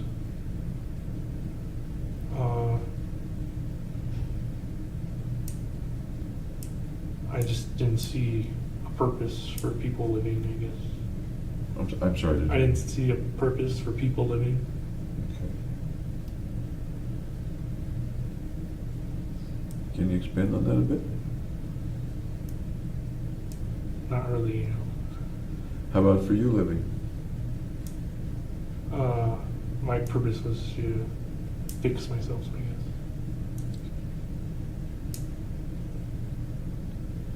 Didn't see a purpose for people living. What purpose might you have seen if it had been there? What purpose might you have been looking for that you didn't find? Raising a family, you know, living a cookie cutter life kind of thing, I guess.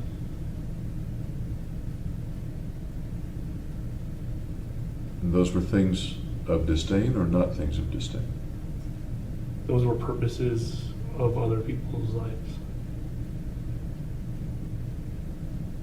That would make them worth living or not worth living? I'm not sure what. That would you're make them have a worth of living. Okay, having a family, raising a family. Okay.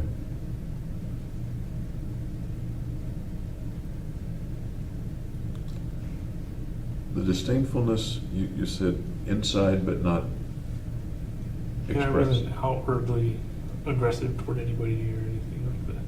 Aggressive is a little different from disdainful. Why did you say aggressive, not outwardly aggressive?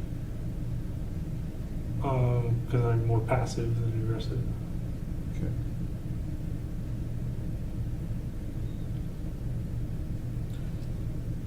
A few folks describe you as flat or without affect. Yeah, I can see that too. Those are kind of psychiatric, psychological words. What do they mean to you? Flat, without affect. Just not showing too much emotion or too responsive to stimuli.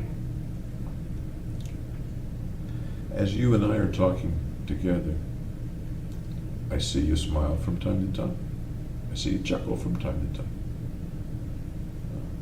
Yeah, I'm not a robot, so. Is that different from the way you were, say, in grad school? No, I'd say pretty much the way I am now is the way I've been. Pretty much the way you are.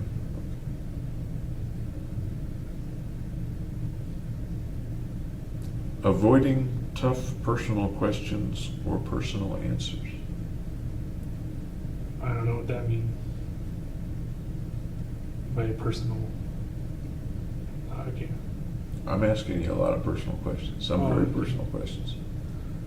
Do you see yourself kind of avoiding those? Or avoiding the answers to them? No, I try and respond to them, Okay. figure them out. Why'd you say believe it or not? What? Did you say believe it or No, not? I didn't. Or did I misunderstand you? I might have misunderstood you. Uh,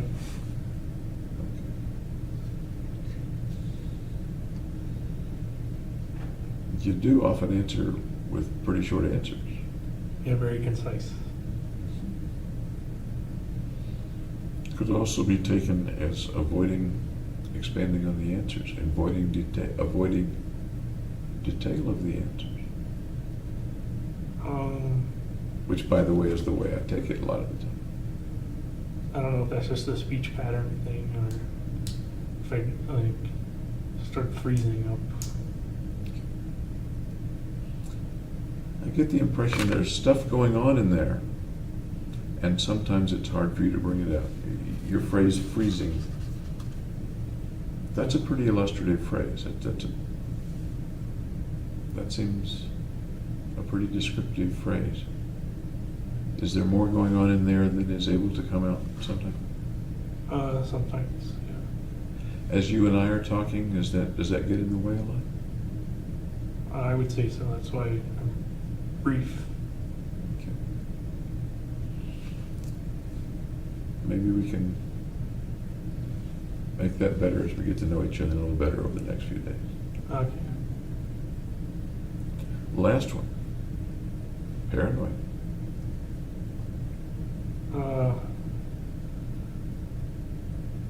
I'd say a little bit, not too much.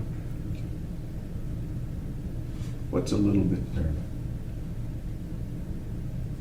Like choosing the seat that's in the corner of the room that can see the whole room kind of thing. Okay. And I'm talking now actually about time when you were in grad school, up to the shooting in high school, maybe not since the arrest. Oh, okay. I haven't been that paranoid before. I'm not sure you haven't been what? I haven't been that paranoid before the shooting. Not that. Okay. So the paranoid that you're talking about just now applies to since your arrest? Yeah. Okay. Does it apply to the shooting itself? Being paranoid? Or maybe a little. How about before the shooting? Does it apply at all? Not like severe paranoia or anything. I'm sorry? Not severe. And there may be a degree that we might disagree on. I guess the interesting thing about paranoia and things like that is the person who may have it may not realize that he or she has it or is exhibiting it. Let me give you an example.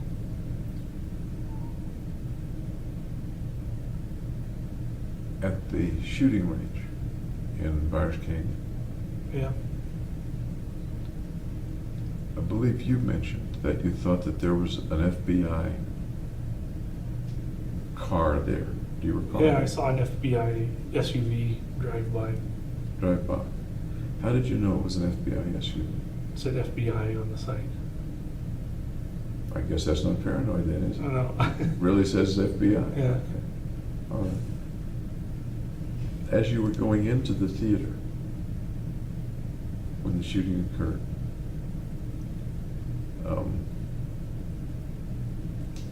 I believe you said at some point that you thought the FBI was watching you and might stop you. Do you recall that? Oh, I said on the drive over, I thought the FBI would stop so I wouldn't have to do it. Stop me. Okay. Did you think they had you under surveillance? Yeah. Okay. What led you to think that? Just that I was going to commit a crime. Okay. Do you think maybe you hoped they had you under surveillance? Yeah, a little bit. Can you expand on that? That a little bit of you may have hoped that they were surveilling you. Yeah, so they could have done the right thing. Done the right thing, meaning Locked me away before I did it.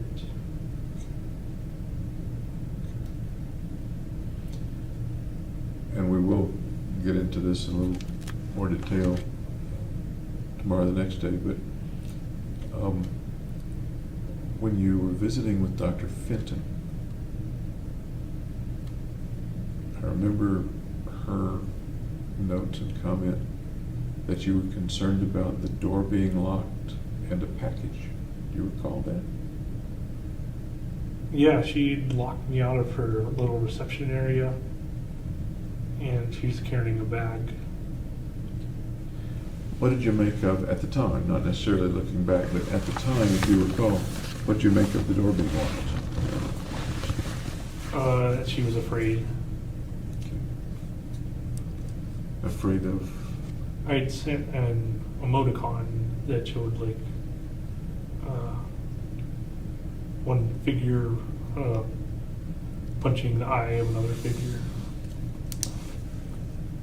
and it was supposed to be me though who was the one getting punched because she'd forgotten my last name.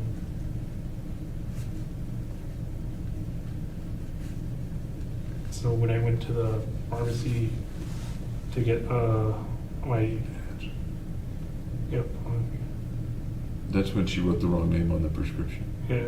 Yeah. Was it the next visit that the door was locked? Yeah, it was the next visit after it. Okay.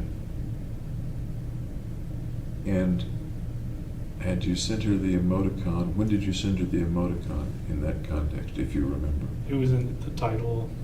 I'm sorry? It was the title of an email. So was the order of events, she wrote the prescription in the wrong name. Yeah. You found out when you got to the pharmacist. It was corrected.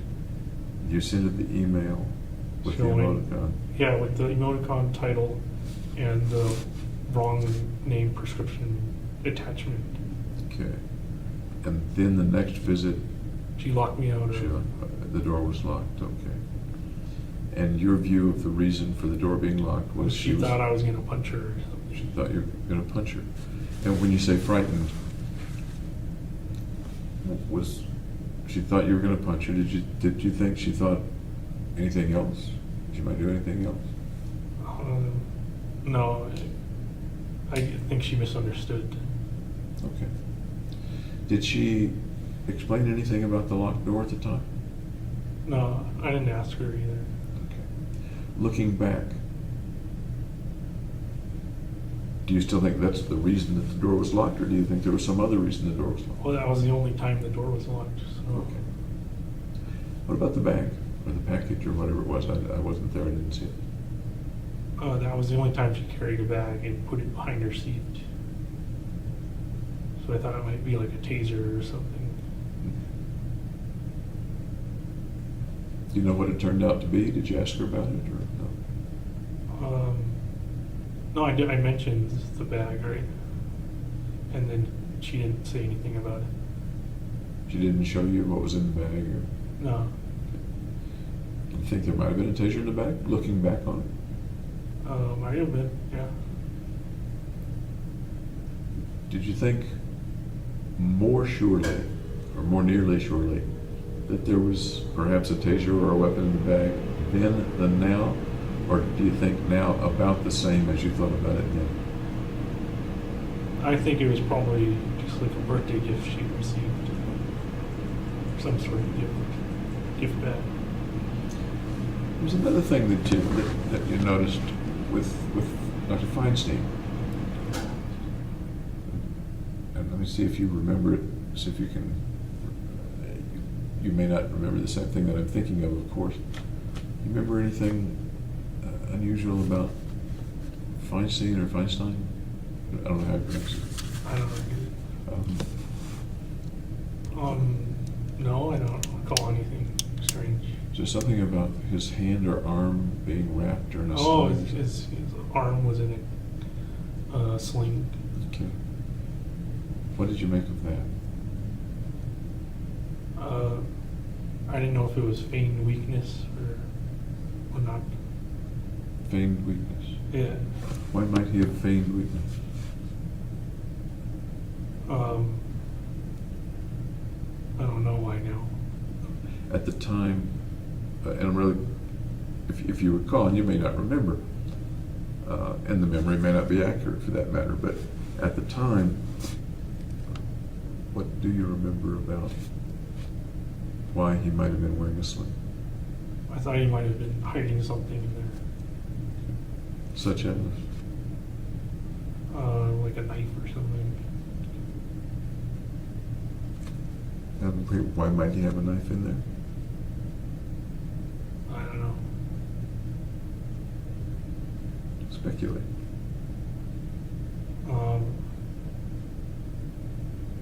So he could be in control of the session.